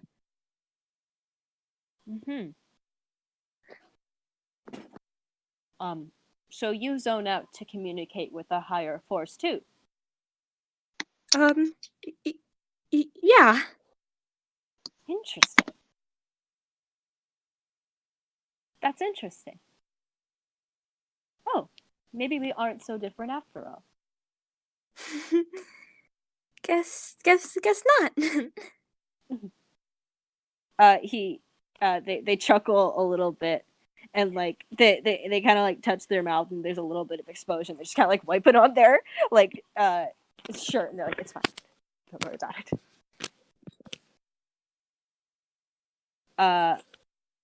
Meanwhile, K-Lock. Hey, K-Lock. Hey, K-Lock. what up? How are you doing, my dad man? You're gonna make me change my nickname again to Dadman. But, he's been sort of putting it aside at the moment because, you know, he saw that after the whole Lillian reveal thing happened, and also there's this new child that exists, so he's been sort of pushing it aside.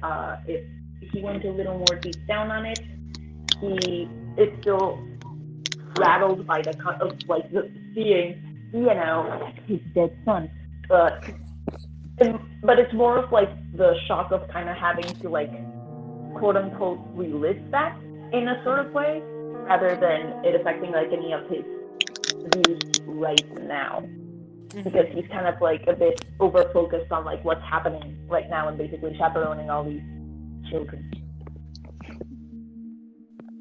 I have an idea for what I want to do for K-Lock. K-Lock. Yeah. You get a text.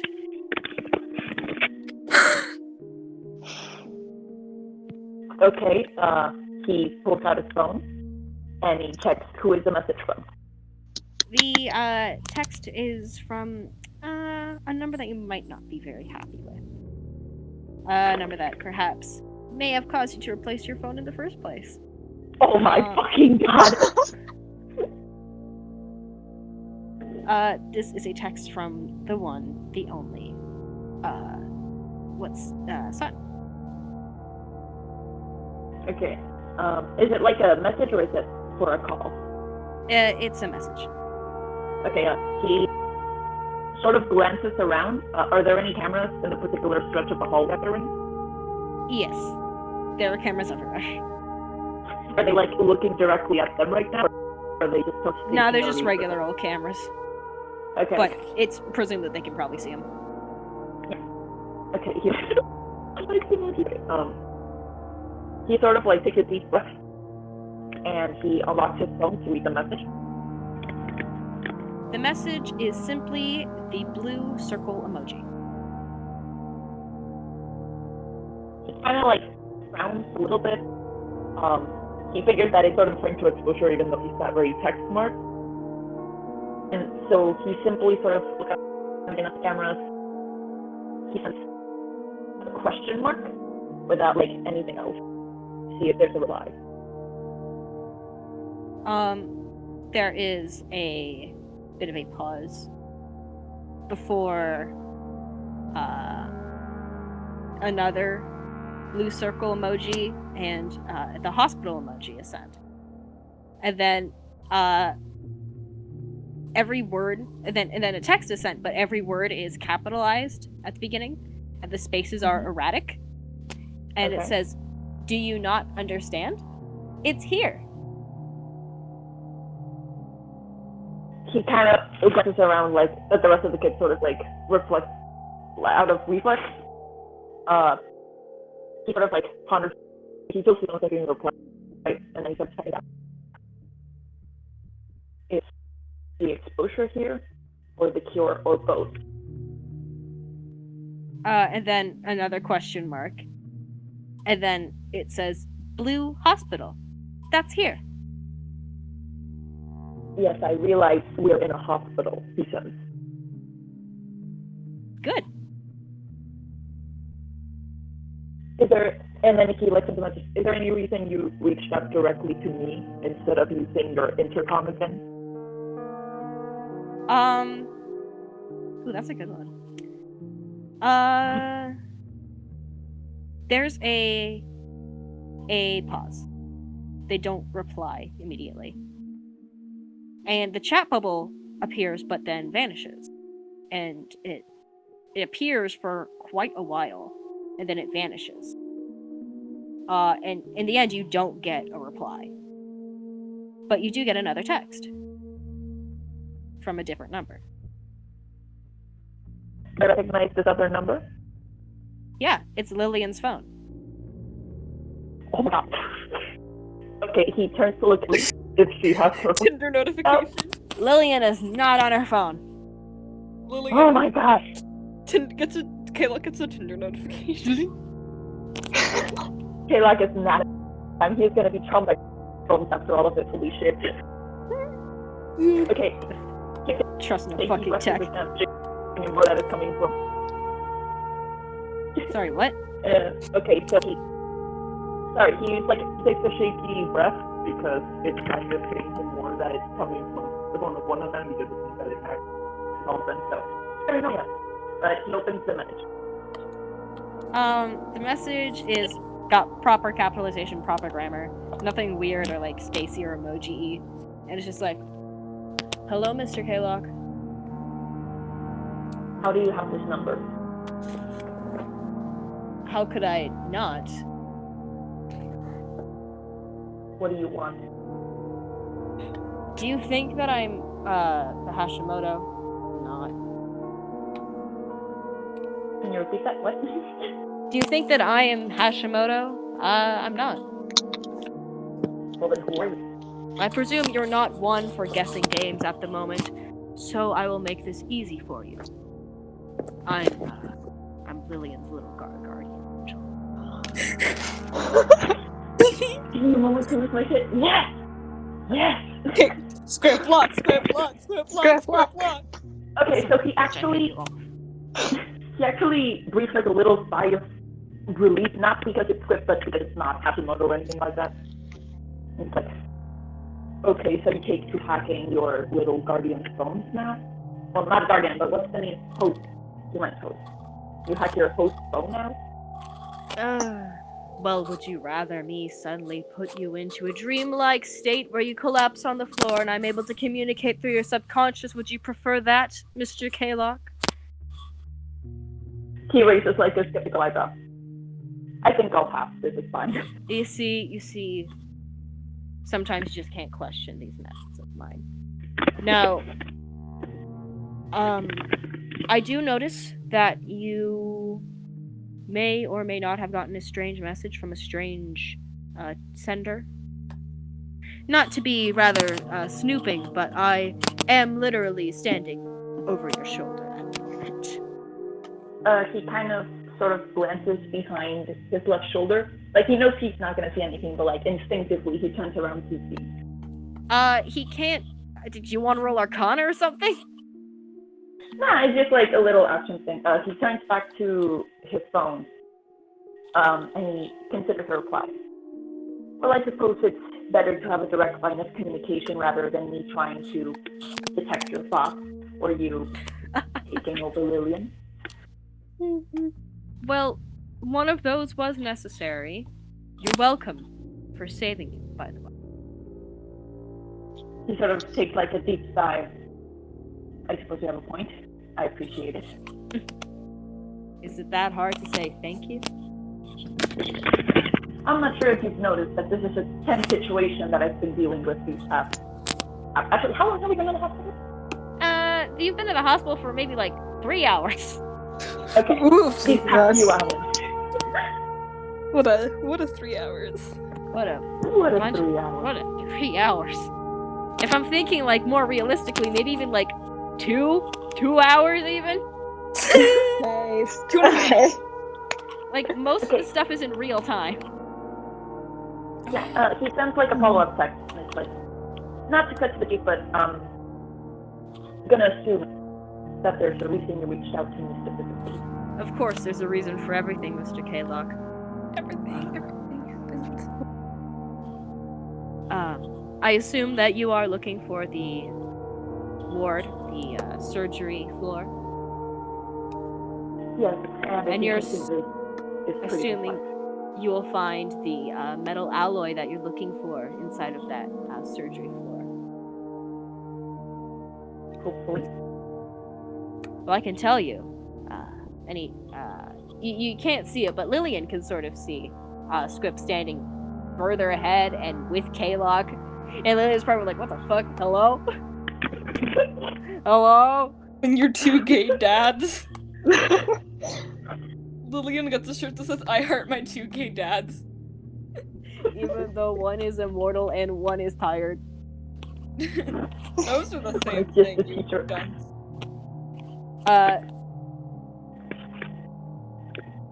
Wait. I did? Wait, when did I do that? When did I quote BMC? When did you quote Wait, Be More Chill? Wait. what? Did I do that? That was an accident. I didn't What notice did that. I heard some say? What did he I say? heard some metal alloy thing, and I was like,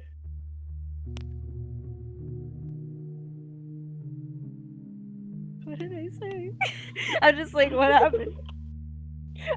What did I say? What did you Now say? you can't What just was like it? not tell me what it was.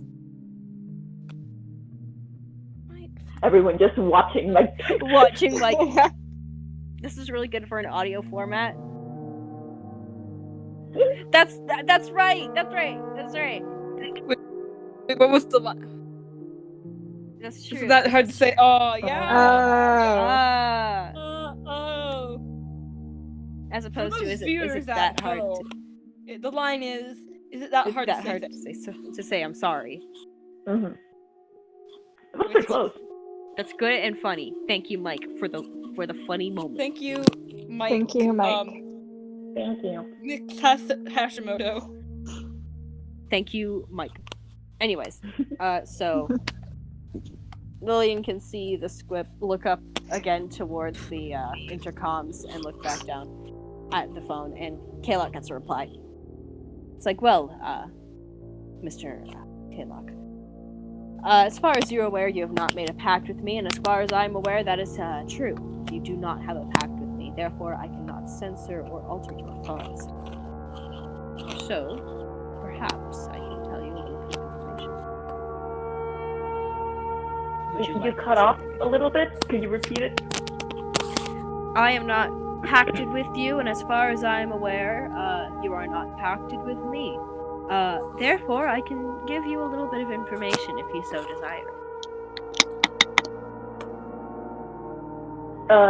Okay, so he sort of like nods to himself and then he said back. It would be appreciated, yes.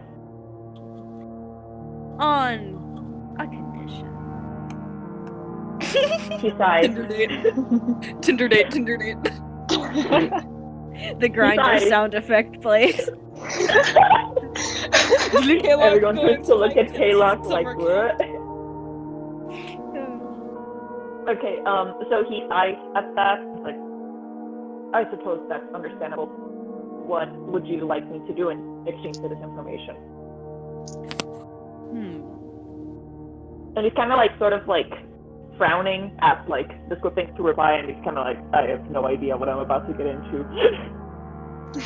Well, Yourself a husband, sir. this one might be a bit of an easy request for you.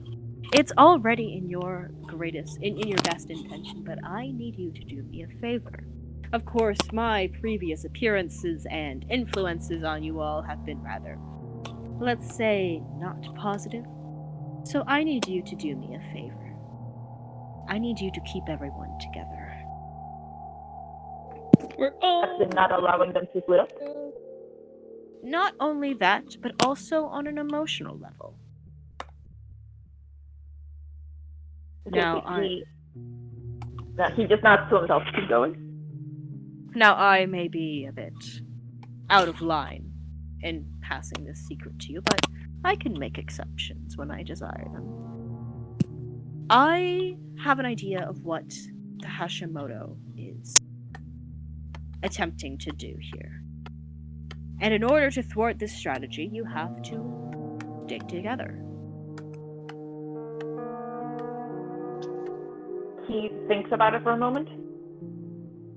And yes, I am aware that you're the god of lies and deception and all that, so I'm not sure how much I'll be able to trust this response, but I do want to ask directly, as you have approached me directly.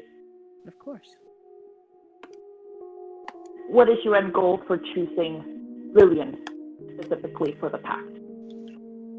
What do I want from Lillian? Yes.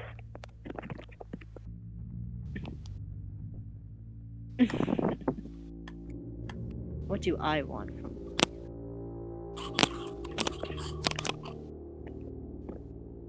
I want what I want with Jeremy, what I got with Jeremy.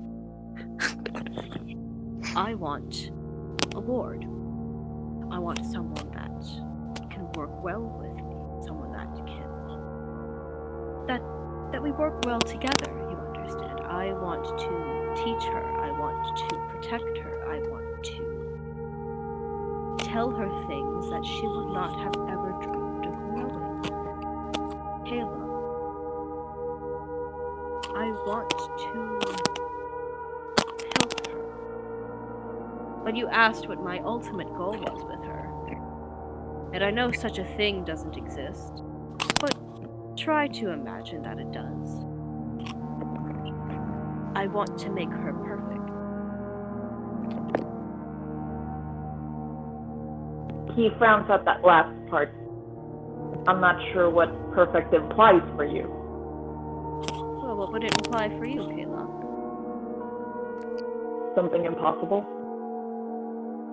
Just broaden your horizons a little bit, old man. Tell me. Old man! Bitch, Old I'm man. 1,000 years old. Is 1,000 years old man? Tell me. I can't wait for them The to immortal. kiss. Fuck. Tell me. Wait, what did he ask? He said, "Old man, tell me." Yeah, he said, what is your perception of perfect? What would you consider as perfection? Okay. He sort of like he keeps out on the other side because he feels that it's sort of running a little bit of circles with the squip. But give me a second, my mom is here. Love you. So he thinks over it a little bit, picturing what perfect would be for him. And he says, I suppose that in my closest definition to it, it would be someone who is happy and content with where they are in life and everyone around them. If that would happen to your goal with Lillian, it's something I would approve of. Again, I am not sure if the definition is the same for both of us.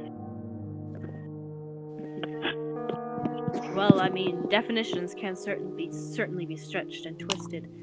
I mean, the Hashimoto, their interpretation of perfect is happy, smiley, boo for everyone. But perhaps we are not so unalike, Kayla. What makes you say that? It's just a feeling. He sort of scoffs at that one, not like that naturally, it's just like a little bit amused by it. So, to clarify, I keep everyone here together on a physical and emotional level as much as I can. And you will provide information that will help us take down Hashimoto and the whole exposure thing. Of course. Now, Take a deep breath. I can give you 2 pieces of information. Which one would you like to hear first? The one that will help you immediately, or the one that will make you more suspicious of me? Is the one that makes me suspicious of you also helpful? You could say that. He shrugs and sort of replies, might as well get it out of the way. Well, Kayla, there's a reason I know so much about the Hashimoto, and the reason I know so much about who the fuck is crinkling into the microphone. Sorry! Shut up! Sorry. It's called a blanket. Crinkle under a blanket. Anyway. Anyways. Shit. Where was I? There's a reason I know. There's a reason I know so much about what Hashimoto wants. What Hashimoto has in store. It's not Lillian and Jeremy. I have been around quite a while, and despite me being a rather young god, I have lived more than a few human lifespans. I've made more than just 2 deals, you realize. That makes sense. What does this have to do with Hashimoto? Use your reasoning skills, K-Lock. You can do that. You're a teacher, aren't you? He takes like a deep breath.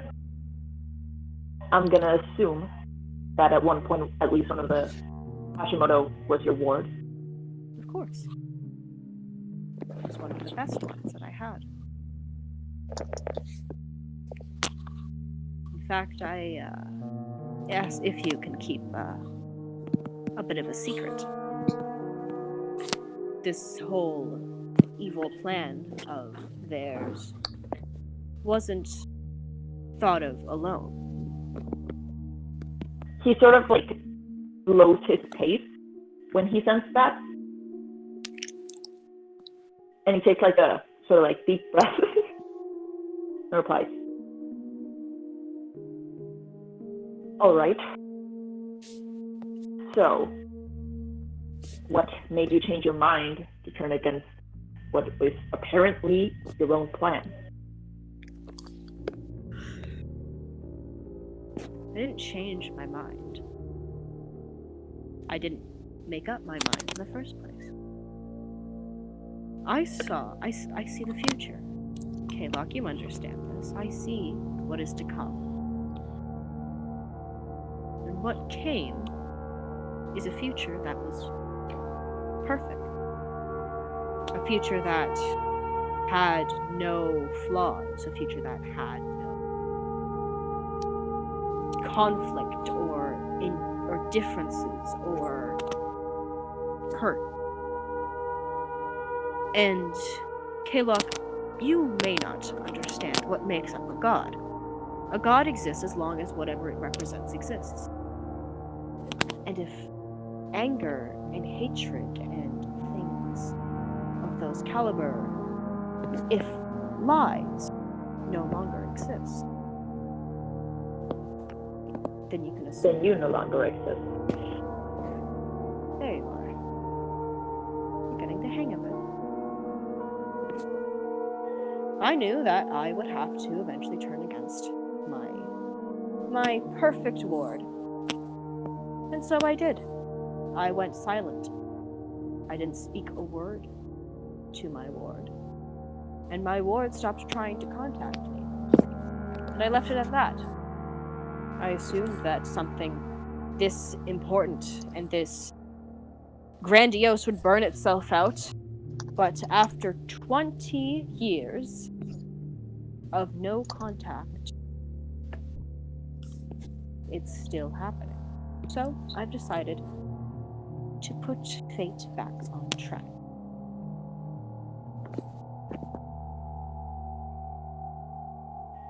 K-Lock, again, sort of like twiddles with his phone a bit before replying.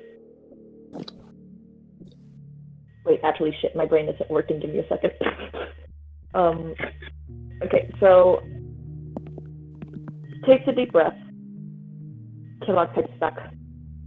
That explains where you got your information. Do you think that Hashimoto is aware that you're aiding us? Hashimoto is smart, not omnipotent. And I know something about Hashimoto that I can't tell you. After all, there are things that I can and cannot tell people. I feel like I don't have to say the word. he actually chuckles a little at that. Aww. So I'm assuming this information you cannot tell me is separate from the second piece of information that you said would help us. Of course. Right now.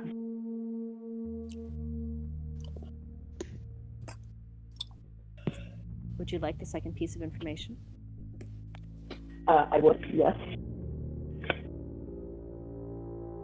You are walking into a trap. The cure is not in the surgery floor. He straight up sort of like stops walking when he reads it's a trap. And then he looks back. What do you mean a trap? Do you really think some place as important as a surgery ward wouldn't be crawling with surgeons and nurses and patients. Kayla glances around and does realize that this area has been very abandoned. And, okay, step back.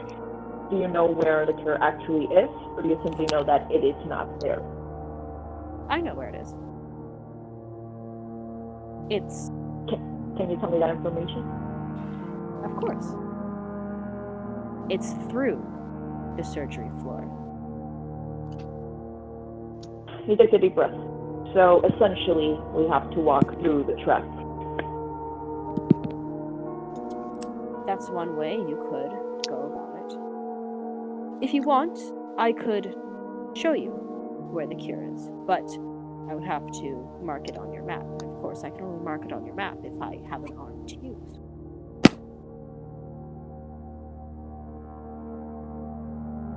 What was that last part? I can only mark it on your map if I have an arm to use. Wait, who's holding the map right now? I'm assuming Rowan is. Rowan is holding the map. Yeah. Okay, and to DM question, I'm gonna assume that, like, the script can't use Kayla's arm unless it's, like, a full-on deal thing, so what Jeremy's asking would be Lillian? I assume we need Lillian up in this bitch. Or could it be a temporary thing? Just hold up a second. Right. Lillian's vision was not inaccurate. Lillian's, fear room was not inaccurate. That is not... Oh. Whoa! Oh, I'm excited. The script is incredibly powerful. The script be making deals with Kayla. Oh, God. Oh my god, okay. I'm not asking for a deal. Just asking for a little bit of a handshake is all. What would the handshake imply? I get to use your hand for 30 seconds. That's all. No extra string? No extra strings. He thinks about it for a moment, and he thinks about it for a moment. He glances at Rowan, and he puts away his phone. He's like, actually, Ro, could I see that for a second? Oh, sure. I'm lost. I have no idea where we're going. So sure. And they hand it over. Kayla looks at it, and then he sort of... Okay, I didn't think this through because he would need to know how to do the handshake, but, he holds the map with his left hand, and then underneath the map, he sort of, puts out his right hand as if for a handshake. And at that, his hand closes around a very cold hand. He can feel it, but he can't see it. And he can feel it squeeze tightly into his hand, and the second hand is gone, but his hand now feels as cold as the first one. And it lifts up from underneath the map. And I'm assuming K-Log has a side bag that he's wearing? Yeah, he has a satchel over the shoulder thing. And the hand kind of flexes a little bit, and it unclips the bag, and it reaches in and it grabs a pen. And it clicks the pen open, and it drifts across the map carefully, and it drifts over the main surgery floor, and then it drifts to the left a bit to an unmarked tiny room next to it, and it circles it in red ink, and it unclicks the pen, puts it on K-Lock's like a chest pocket. It clips it onto his chest pocket, and the hand that is controlled goes back underneath the map, and K-Lock can feel something like the cold hand letting go of his. And Rowan, can you make a perception check? Sure thing. Watch, if it's a nat 20, I'm gonna flip. Oh my god. The nat 20. Oh my god! I'll take a photo of it of it Oh if my you God, want, I'm but oh fucking my dying. god. Okay. Okay. Rowan's gonna fucking snap. Rowan's like, bitch, you do! Oh no! Oh no! Okay, cool. Cool. Come on, come on. I can't believe they held hands. That's kind of gay. They held hands. It's kind They of. held hands. They held hands. They did a secret deal, that's you know. Oh, sus. Fucking Kayla gets like a grinder notification on his phone. Like, it's like that one Mari, you have to do that one TikTok audio that's just a grinder notification. Like constantly and have it be script log. I've never found it. If anyone could like send it to me because I don't know what the audio is, I would do definitely it. seen it. If I come across it, I'll link it. Alright, nice. All right, Rowan. Yes. With 20, I'm just gonna say a couple things here that you observe. Cool. You see Kalok texting Lillian, but you can tell that is not Lillian's typing style, and you like look behind you. Lillian ain't typing.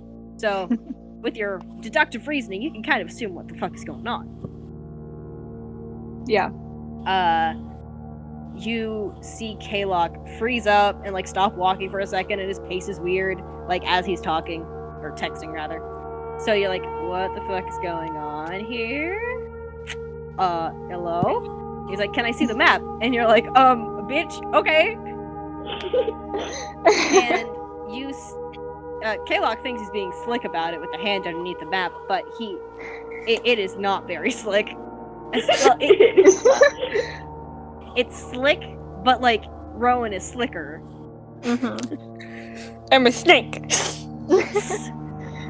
And the squib controlling his hand was not necessarily very Kalok-esque in behavior, because I'm assuming Kalok doesn't quite move slowly and wisely all the time.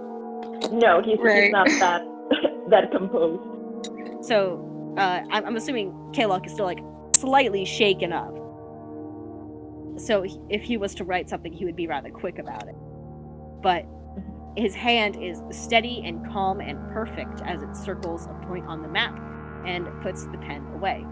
And Rowan, you can see somewhat of a crystalline glint in Kalok's, and then it fades away.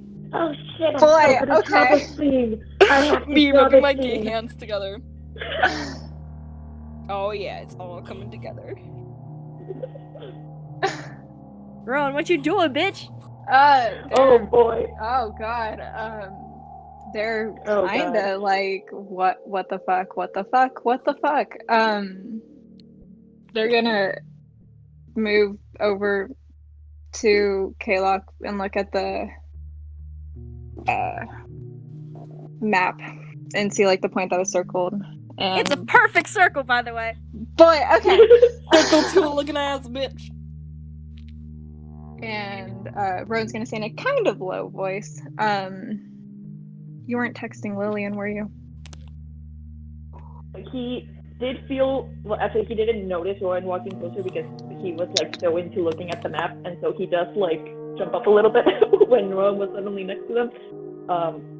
And then he sighs and he points to the map. No, but I've got an information. God. Am I the only one here that doesn't trust him? Yes. He sighs. Yeah. Basically. Yeah, bitch. Yeah. Yeah. Kalok is trusting Sebastian. Like, that's also a... Lillian's trusting Sebastian. Y'all ain't killing Sebastian! I'm not gonna kill him. Lillian had a point. Lillian and The Sebastian point is, are besties. Kalok does like take a deep breath and he does put like a hand on Rowan's shoulder. I didn't make it packed. Don't worry. It was a 30-second thing. I verified that there wouldn't be any secondary effects. But I'm glad that I did, because at the end of the day, he takes a sigh. Okay, yes. Slightly received full God, but he saved our lives, and I figured one chance would be alright. And Bro's if he's sitting there like, correct, bitch. Bitch. and then he like gestures hands him up. And if he happens to be correct, we might have been walking into a trap. Oh. Okay. Rowan looks very, I don't even know what the word is. Like disappointed almost, but not, yeah, disappointed. Let's go for that. Okay, cool. I mean, yeah, I guess I'll trust your judgment on this. Really hope the god of lies and deception is telling the truth. Okay. And they're gonna stop talking. This bitch just saw burning symbols on the wall and thinks, Yeah. I'm gonna judge Kayla. Listen. They're all fucking. Yeah, none of them are vibing currently. Oh yeah, I should probably mention Rowan has been like this whole time definitely like keeps glancing around, looking around for like more symbols because that was weird. There are no more symbols, but yeah, I figured, but they're still looking. Wait, quick question. Is everyone still walking, or is it now that Rowan sort of like stopped, or is everyone stopped, or I how think is that? if Kaylock has stopped everybody because they're walking into a fucking trap, then everybody should stop. Okay. Yeah. First thing he does, because he does remember what he promised to Squib like 2 seconds ago about keeping emotional things in check. He kind of like gestures to Rowan to like not like walk away by you, to not like step away, and he like taps their shoulder again. I'm glad you're keeping an eye out. We always need a devil's advocate. Oh, well, in this case, I suppose it's inverse devil's advocate. I appreciate it. I mean, yeah, it is inverse devil's advocate if you think about it. Everyone's like, Lillian's the devil's advocate. Technically, role speaking, Rowan would be playing devil's advocate. Devil's advocate is supposed to go contrary to what everybody else is thinking, in order for everybody else to get a fresh perspective on things. We galaxy braining up in here. And that is a true point, because, if everyone just kind of agreed on everything, I feel we would be fucked. And so he's trying to convey that to Rowan, like, hey, I appreciate you taking this stand. Essentially. Rowan kind of like half smiles a bit, doesn't know how to deal with the praise, and is like, I saw a couple hallways back, I saw some symbols on the wall too. That's another thing. I'm pretty sure that it was for Mercury and fire, and I don't know what that means, but yeah. Bless you. Thank you. Okay, I'm gonna quickly Google Mercury and alchemy because I don't know what these bitches look like. Can I do a history check, like as an alchemy teacher, to like see if you know this, bitch. You're an alchemy teacher. Don't make any fucking checks. You teach this shit. I don't know though. I am a dumbass. We need to look it up because we're not smart. Because we as players don't know. Yeah. As the players, you can search up. You can make the history check. If Kaylock makes a history check for alchemy symbols, I'm gonna kill myself. Oh, those are dope symbols. Okay. And the other one was fire, right? Yeah. If you want, you can send them in the chat. Please, because I'm sorting through Pokemon cards right now, so I can't Google.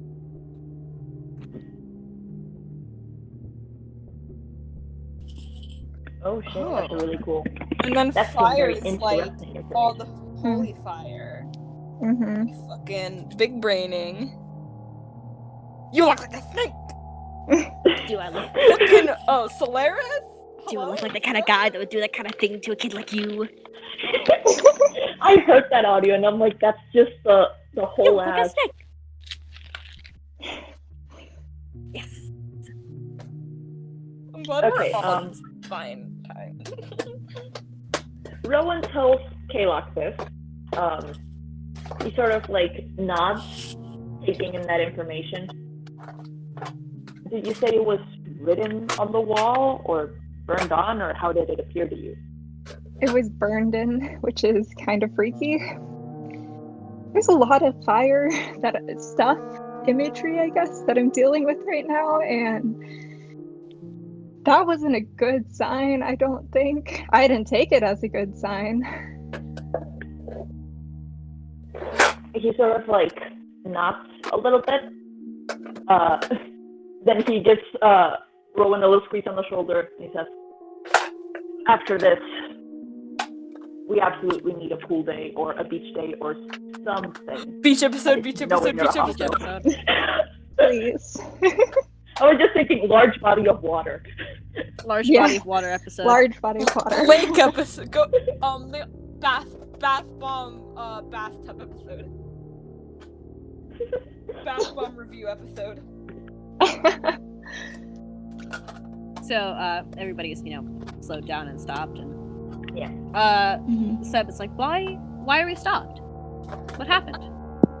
Lillian looks at them and then looks back to where Kalok and Rowan are.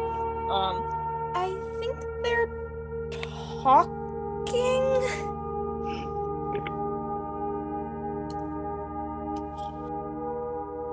Yeah, I think that they're talking. Quick DM question. Okay, so the point is marked. It's generally through the surgery floor. Is there any alternate routes that can be taken to that room that is encircled? You can assume that there are security back rooms for this place. There's always storage rooms and stuff that aren't shown on public maps. So similar, there is no path shown on public maps. You can infer that there is probably something hidden. Okay, give me a second. I want to pull out my spell list and see if I can do something interesting. Okay, details. And we go here. And I'm just kind of sitting on the floor. just vibing. Yeah, I'm looking through papers and shit. Oh, my 6th grade yearbook. I can't. Okay, Mike, I hope that. Mike, I hope that omen was good enough for you.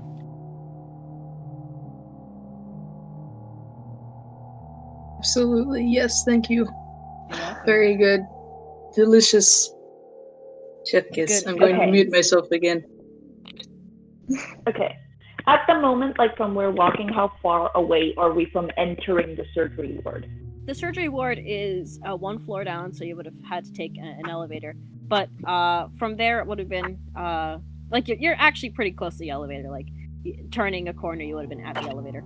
So from the elevator, you would have walked a little bit further, and then there would have been a big old hallway leading to a big important surgery room.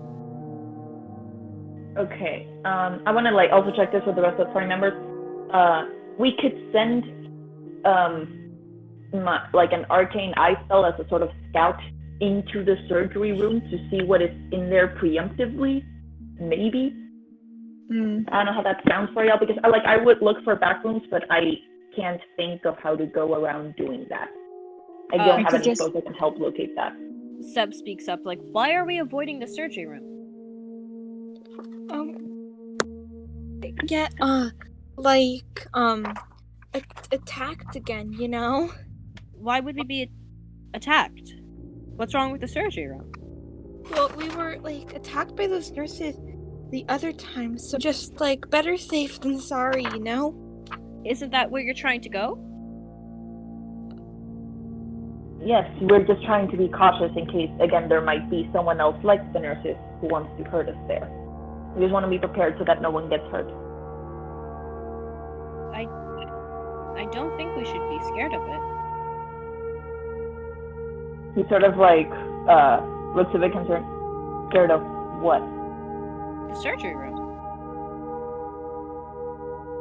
Well, it's not necessarily fear, it's just, caution. I think we should go. Kalak actually glances at Nim Okay. after this exchange. Nim is staring at Kalok like,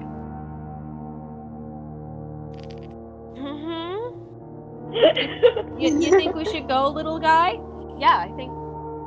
What is that tone? Yeah, you think? Yeah. Kalok, what's your thoughts on this one? Yeah. Yeah. Good. Great. Yeah. Sure. Fine. Okay. Kalok sort of shrugs at Sebastian, glances at Lillian, and then sort of like starts to pull out his spellbook. And he says, "Even if there isn't nothing to be afraid of, Sebastian, I'd rather be safe than sorry, for everyone's sake." Sebastian is getting a little agitated. They're like looking at the spell book. Guys, I'm sure it's okay. I mean, we can like leave the surgery floor if we have to, but like we can just check it out. There's no harm, no foul. Seb is weirdly quiet. Kayla sort of glances at Rowan to see like what their input is on this. Since there's a stone out of her mind right now, and is it? Yeah. I think we should be safe and maybe not. I mean, surgery floor, that's pretty obvious on the map. I feel like if there's going to be bad guys anywhere, it's going to be there. Right?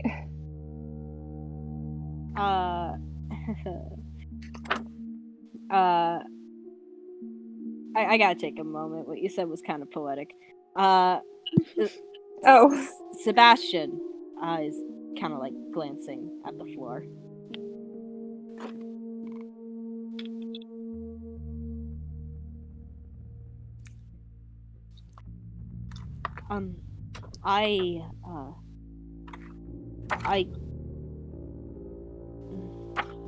They're struggling to like think of a reply.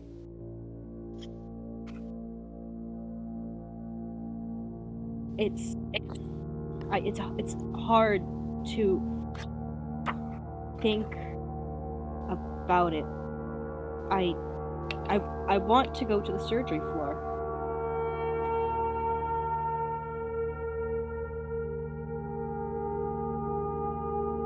I don't know if you should. But I feel like I should. But maybe that's wrong. No, I should. I have to. And they are gripping the IV stand. Guys, please let's not argue. I mean, we can. It'll be fine if we just go in, right? Kalak glances at everyone and he sees that everything is really tense, and he remembers what he told the skip, and he sort of like takes a deep breath, puts away the spell book. Like, all right, we should still be cautious, just in case, but I will not send out an arcane eye. Okay, Sebastian? Sebastian like nods a little bit, like nervously. Hey, Kalok. Kalok kind of like sighs and he looks at Nim and is like, And Nim's just like gritting her teeth, staring at Kalok like, yeah. Just kind of like hand on her hip, leaning on the wall, like, yeah. Woo wee, Kalok, this is a great plan of yours.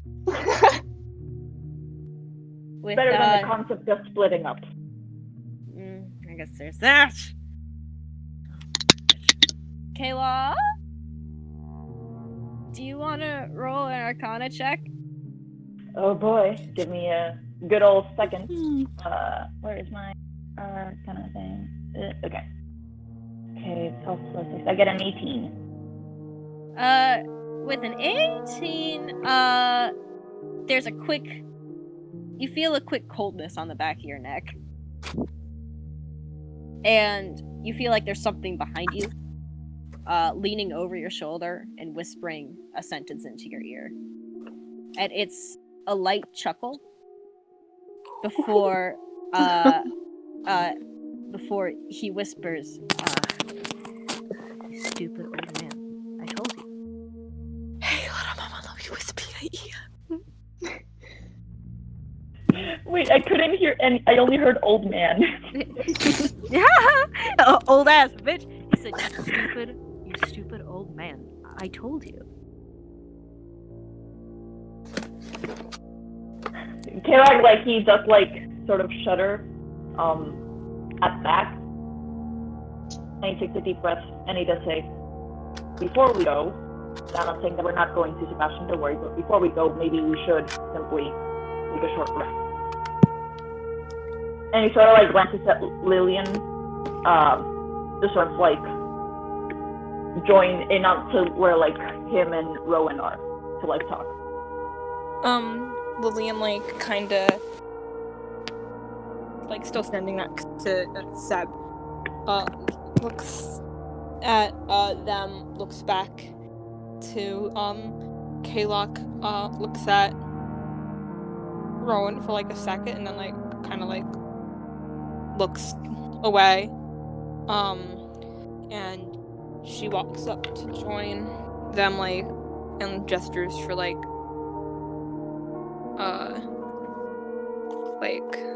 I guess Seb to, like, also come and sit with them all. Seb is, like, standing there, like, kind of, like, a little shaken, almost, and he's, they like, see Lillian's, symbol, like, sign to come join, and they start to, like, shuffle towards it, and Nim kind of, like, takes their shoulder and, like, pulls them away. It's like, nah, we're gonna let them talk for a little bit, pal. Wanna sit over here so I can teach you about Pokemon? Pokemon! And Nim gives Kalok a blistering glare of pain and I fucking hate you, but I'm doing this for you, you dumb shit. And Seb is like, what's a Pokemon? And she's like, well, let me tell ya. The first Pokemon was either Bulbasaur, Arceus, Mew, or Rhydon, and no one's quite sure what it was. So. And is that happening? That's the conversation I want to see. Okay, Kalok takes, like, her deep breath, and he says to Lynn, I suppose if you want the short gist of it, you can simply pull out your phone and read the last conversation on there. Okay. She pulls out her phone. Yeah. Gives it the convo, like, a quick scroll through. Looks, they look dead in the eyes, and, it's like, can I talk to you over there for a second? She kind of like walks, like a couple of feet away from Rowan, like maybe like into like, you know, those like little like boxes that like sometimes they'll be in hallways that like don't lead anywhere and they're just like there. Yeah. Like into like one of those, and like gestures for him to follow her. Kayla, before he turns to Rowan and says, could you help out Nim with the whole Sebastian thing? I don't want him to get agitated in case anything happens. Sure. Yeah. Okay, and Kayla goes to Lillian. Hang on, Rowan walks towards the other two, and Nim's like, and that's why you should never search Gardevoir Rule 34. Nim knows from personal experience. I know from personal experience. Oh, hi Rowan, how's it going?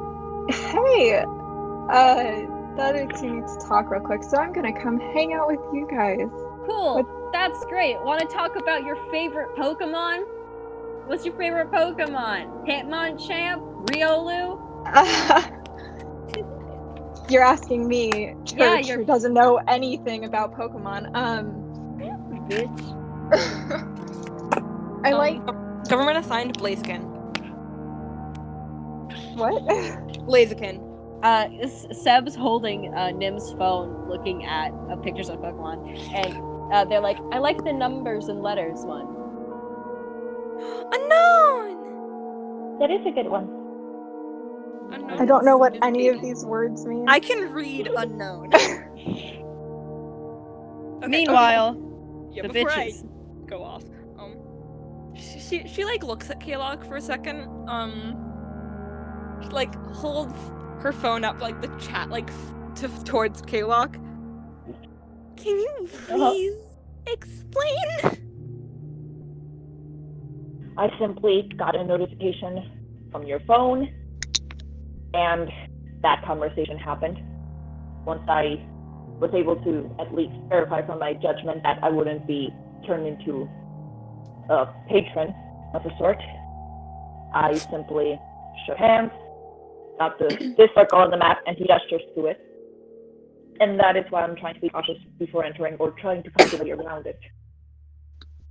And that's all you did? A shake in a circle and... Oh, that's all? He looks a little confused by what Lewin's like. He's like, well, yes, the entire conversation happened. He gestures towards her phone. And then he looks back at the map. I can't see any alternative paths. I'm not sure if there's a way we could find any. But I'm also concerned about, well, I'm not really sure about Sebastian. I feel that the urge to go to the room, which, you know, your god told us was trapped, is conflicting. Well, no, I'm not really worried about the map right now. So if you're like, what are you worried about? She like looks back up to her phone and points to one message where it was like the... Oh god. Now I have to think. Hold on. Okay. She like just gestures to like messages in general and is like, you talked to him. He's still like confused about what Lillian is upset about, because he is a dense man, but he's like, yes, that was the conversation that we had. She kind of looks at her phone, looks back up to Kalok. He's so confused. He has no idea what she's getting at. Do you know what Grinder is? He sort of like, he like winks a little, just in general, like sounds familiar, but, and then like it clicks in his brain, is like, oh, I have no idea how that's relevant to anything at all right now. Okay. She kind of like rubs her temples a bit. Lillian sees the chemistry. Lillian knows. Yeah, she looks down to the phone and back up to Kalok and like down at the phone up to Kalok like a couple times. She looks back up to Kalok. Like, well, more serious questions. You trust him too? He looks, first of all, he's like getting whiplash from the fucking Grinder question to this. But after that, he sort of like rolls his shoulders a bit, like at the sort of like unconscious sort of like nervous habit thing. It's like, honestly, based on what I've learned on there and the knowledge that he apparently created this, I think individually of the trust or not, Squib has information that could help us, and at this point, I'm kind of at the end of my rope, and I'll take anything that I can get to end this. I'm really hoping it doesn't come to bite me in the ass later. Sorry, it doesn't come to haunt us later.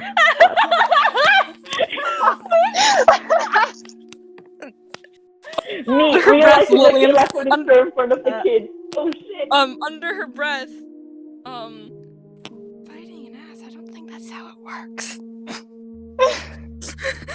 And then she kind of like clears her throat, and she, her face kind of like falls again. She like looks down, and is like, does Rowan know what? He nods kind of like slowly. Yes, she noticed, I suppose, I wasn't that, sleek. Ain't Or slick.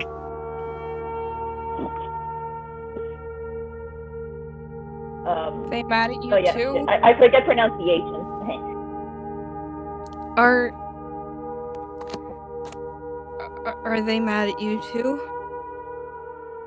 Kellock like connects the dots on what this conversation's about, and he sort of runs a hand through his hair. Well, they weren't happy about it, that's for sure. And I can't fully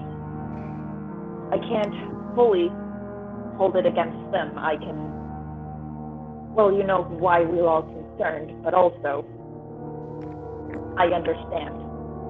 I understand why you know, he kind of like gestures at his like brain. And you know, that little thing that Michael does with Michael in the bathroom, he does that thing. Do you really think this god is here to get you laid? Lillian like presses her hands to her face, just sighs, and she like sniffles a bit, and she looks back up at Kaylock. She goes, you're not upset with, right? I mean, considering you, I'm sorry, I just want to know if you're mad at me too. But Lillian, no, of course I'm not mad. He sort of like, I was gonna say factors onto the level, and I'm like, Lillian isn't that short, I don't think. But anyway, he sort of like takes like a breath to sort of like think of how. I mean, I was worried because, well, gods are a thing that we don't really understand. But I'm not mad at you. I'm not. I promise. And Rowan, I think, isn't feeling great about the situation, but I think it's less you and maybe just the circumstances of how we found out. Right. I can understand why you didn't come to us before, even though I wish you had. But we have to trust each other on these things. And we can't change what has happened so far, but even now, when things are, pardon me the language, when things are kind of fucked, we need to stay together and trust each other and just look at it from the other perspective. Wouldn't you have been a little hurt if this had been the case with Rowan? I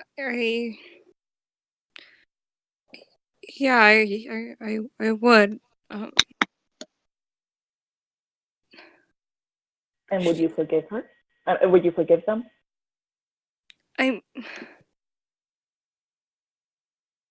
Yeah, I would, because the situation, we need all the help we can get, and I feel like they don't understand that, and I want to talk to them, but I don't know what to say. He puts a hand on Lillian's shoulder. If you would forgive them, I know for a fact that they will forgive you. And as for I don't think that it's a case where they're trying to keep away help. I think all of us want to help, and we're all feeling like there's limits to what we can do. We're doing everything we can, but all of this is bigger than all of us. And I guess some of us are feeling a little in over our heads. As for what to say to Rowan, just talk. Just see it from each other's point of view. You always have so far. Even in class, why do you think I paired you guys together on so many projects?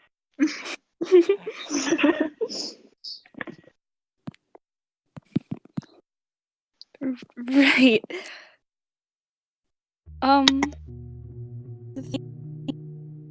Thank you, Kayla. It means a lot. I guess you're like father to me. It's kind of embarrassing, but He takes a little. Oh, give me a second. Holy shit! I need to amp up for this. Holy shit! Bomb, bitch. You dropped the bomb. Okay, so he does get a little. He does a little sort of cap thing. He takes him he sort of swallows, and he grins sort of tightly at Lugan. Not in an awkward way. It's just kind of that he doesn't want to speak because he's afraid he's gonna choke up. Polite cat meme. Yeah, basically, but no, it's more like he doesn't want to start crying, and he feels that if he says anything, that's gonna happen, even though his eyes are sort of serious. He just kind of pulls Lillian into a hug. Oh! Me fucking crying on Maine. Lillian hugs him back, and she after a sec she pats his back and pulls out of the hug and is again, thank you. I'm gonna talk to Rowan, I guess. She gives him a nod and walks over to where everyone else is. Okay, my turn. Yeah, he gives her a thumbs up and says you go, kid. Kalok, as you see Lillian shuffle away, you get a buzz in your phone. Your phone buzzes. It's a Grindr notification. Also, note, he hears that, he starts to pull it out, and for a brief second, the Lillian, do you know what Grindr is, pops up in his head, and he ignores it and just keeps pulling out his phone. He still has no idea what Lillian was implying, but he's I have a weird feeling about whatever she was going for, whatever. He pulls out the phone. Lillian sees the chemistry. It's a message. It's a message from Lillian's phone, and it says, "I wouldn't have said it better myself." Kalok actually smiles. Kalok smiles, and he replies, two of us... Oh, wait, no. I'm trying to think of how to phrase this without it sounding mean by accident. No, and he's just I suppose that we are more similar than I thought. The chemistry. Chemistry. There. Okay, now it's time for the road. Meanwhile, Nim is she's gesturing. She's and that's why I think Hop is a little piece of shit. Okay, listen. How from fucking Sun Moon was way better, and didn't they use a shit? Didn't they reuse a shit ton of fucking assets from Sun Moon? And and Seb is nodding, and he's they're yes, I agree. I don't know what this means, but yes, I agree. Rowan looks so lost. So Lily, she's just having her TED talk here. Lillian, she's like very like nervous. She's like fidgeting with her hands a lot and stuff. She like kind of clears her throat to get like everyone's attention and is like I'm sorry, but Rowan, do you think we could talk for a second? They like take a moment to like mentally prepare themselves. Yeah, of course. Seb like starts to get up to follow, and then Nim grabs them by the hem of the robe. Just like, nope, they're gonna start making out after this. I'm pretty sure. Spoiler. By the way, Seb's Kaylock like- does walk over to where Nim and Seb are. They're kind of rotating at this point. Seb's like, what is making out? And Nim's like, well, oh hey Professor, I'm just about to explain what making out is. Do you want to join in explaining? Kayla is like, Kayla he walks over, he like, stop. Shut up. He walks up to that, he pauses, and he is like literally 2 seconds away from turning around, and it's like, he takes a deep breath. Okay. I suppose I must put my teaching to the test. That's the sort of spirit, like, Professor, and like she smacks Kalok on the back as Kalok sits down. Meanwhile, Meanwhile, the Lillian is like barely making eye contact, but like after a second, she like takes a deep breath, and looks up, and she's like, I'm sorry. I shouldn't have kept things from everyone, and most of all you, and I know I screwed up, and I know why you got upset, because I shouldn't lie about things, but I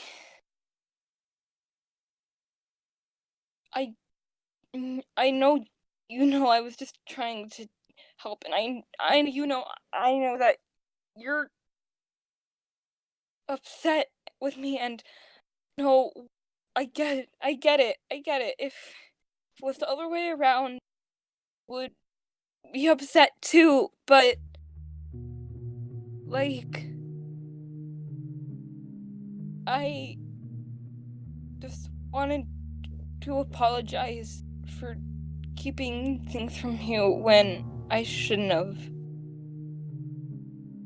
Lillian, what did you see in the fear room? She takes a deep breath.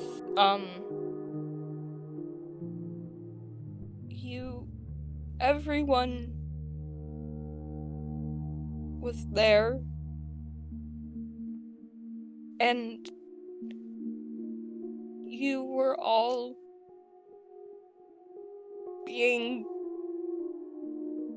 brainwashed by Squib, and he kept saying how I failed and how I screwed everything up. And I don't want actually happening, and maybe I made a stupid choice making this pact, but he was there and helped, and I would have been alone otherwise, and it meant a lot to me, and he even said he doesn't want to always lie, and I know it might be stupid, but I trust him because he's helped me and he's reassured me when people aren't there for me, and I've needed that all my life. Rowan starts tearing up at that. I fucked up really badly. And I'm so sorry. And I don't understand, or I'm not going to pretend to understand why you why you made this pact thing. And now Kalok's doing something too, I guess, and I don't know what's going on with that, but Oh no, they're just like totally into each other or something. It's not a big deal. Rowan Lillian looks be like really overshares. confused. Yeah. Overshares constantly. Okay. That's good, I guess.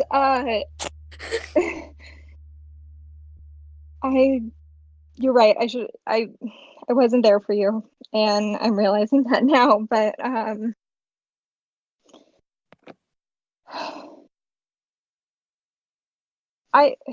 in the fear room, I saw my mom, or what I imagine she's like, what she looks like, I never met her. My dad likes to tell me anytime I fuck up that my mom would never have done that, or that my mom is so perfect and so pretty, and I don't know where I'm going with this. I'm going to be honest, but so yeah, I saw my mom, and she's everything. I understand that it wasn't real. Like, I get that logically. And Rowan, by the way, Rowan is not making eye contact. They're kind of rambling right now. I understand that it wasn't real, but that was my mom. That's what it was her to have imagined her to be my entire life. And she hated me. She was so disgusted with me, disappointed in me, and I was a failure, and I'm not good enough. And I realize I never will be good enough now, I guess, but And finding out that you don't think we're enough, I guess. Maybe that's not how you feel. That's how it's coming across.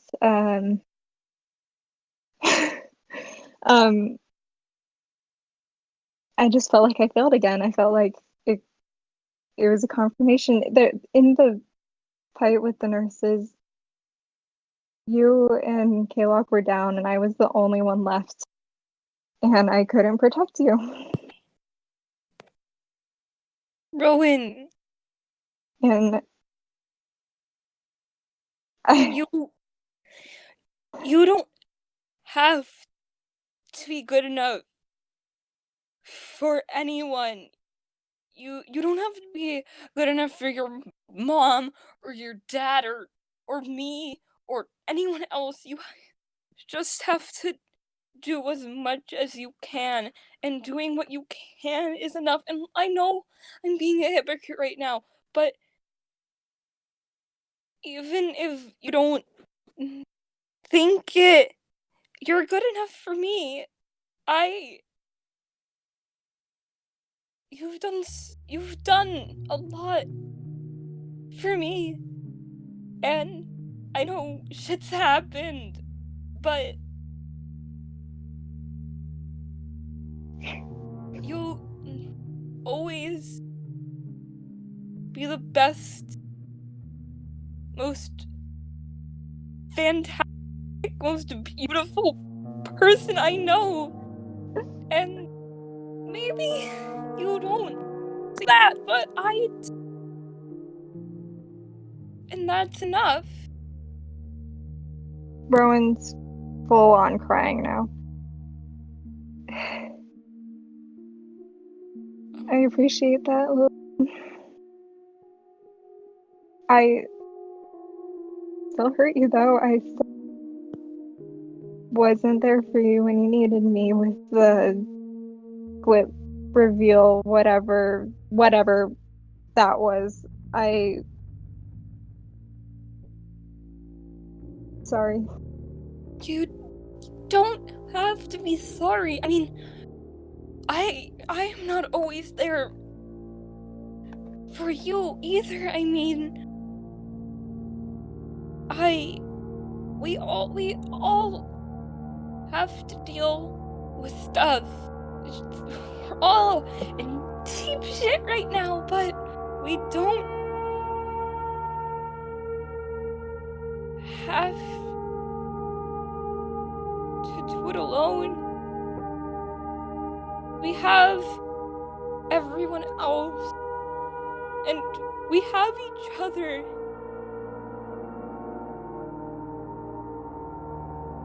And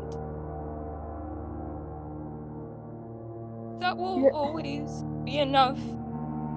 Even you're not there, like, in person, or whatever,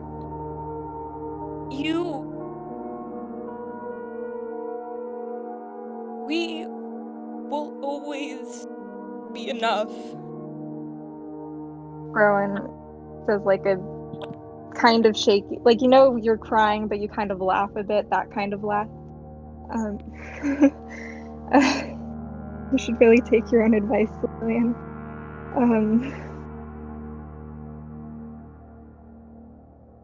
I love you a lot. I'm scared of losing you, and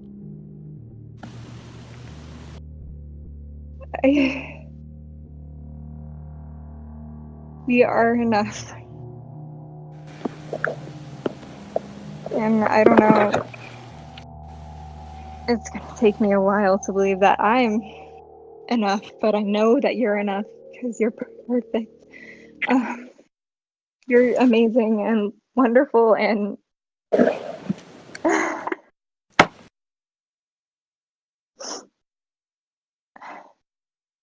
love you, I guess. I also probably don't really think I'm enough to myself, but you're enough to me, and I love you. We really need to get some self-confidence. And Rowan goes in for a hug. Lillian hugs them back, gives them kissy on the cheek. So many kisses. Yeah, they're just crying and just vibing. They're just vibing. They're vibing. And while these two are reconciling, in the background you just hear Nim yell, "And that's how babies are made." Any questions? Oh my god. And Seb's got their hand up in the air like, I have a question. And Kalog's like a hand and like face in the hand. How's everyone doing? Boy, God. Okay, who's crying for real? I'm not. I'm not. I'm full dry-eyed. I was too in the zone for that to start crying. Yeah, I'm sweaty. You're crying out the other pores. Yeah, I'm like, it's so hot in my room and I'm wearing a sweater. Okay, how much longer does everybody want to go?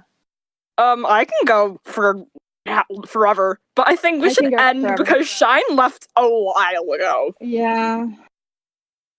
We could end. We could do a fight. We could. I think this was a good long session though, and like we don't want to leave a lot for Shine to catch up on. That's true. This is a thick old boy session. So we can kind of just like meme and vibe for a while if y'all. Okay, let me deactivate Craig. Goodbye, Craig. Bye, Bye, Craig. Everybody say goodbye, Craig. Bye, Craig. Bye, Gregory.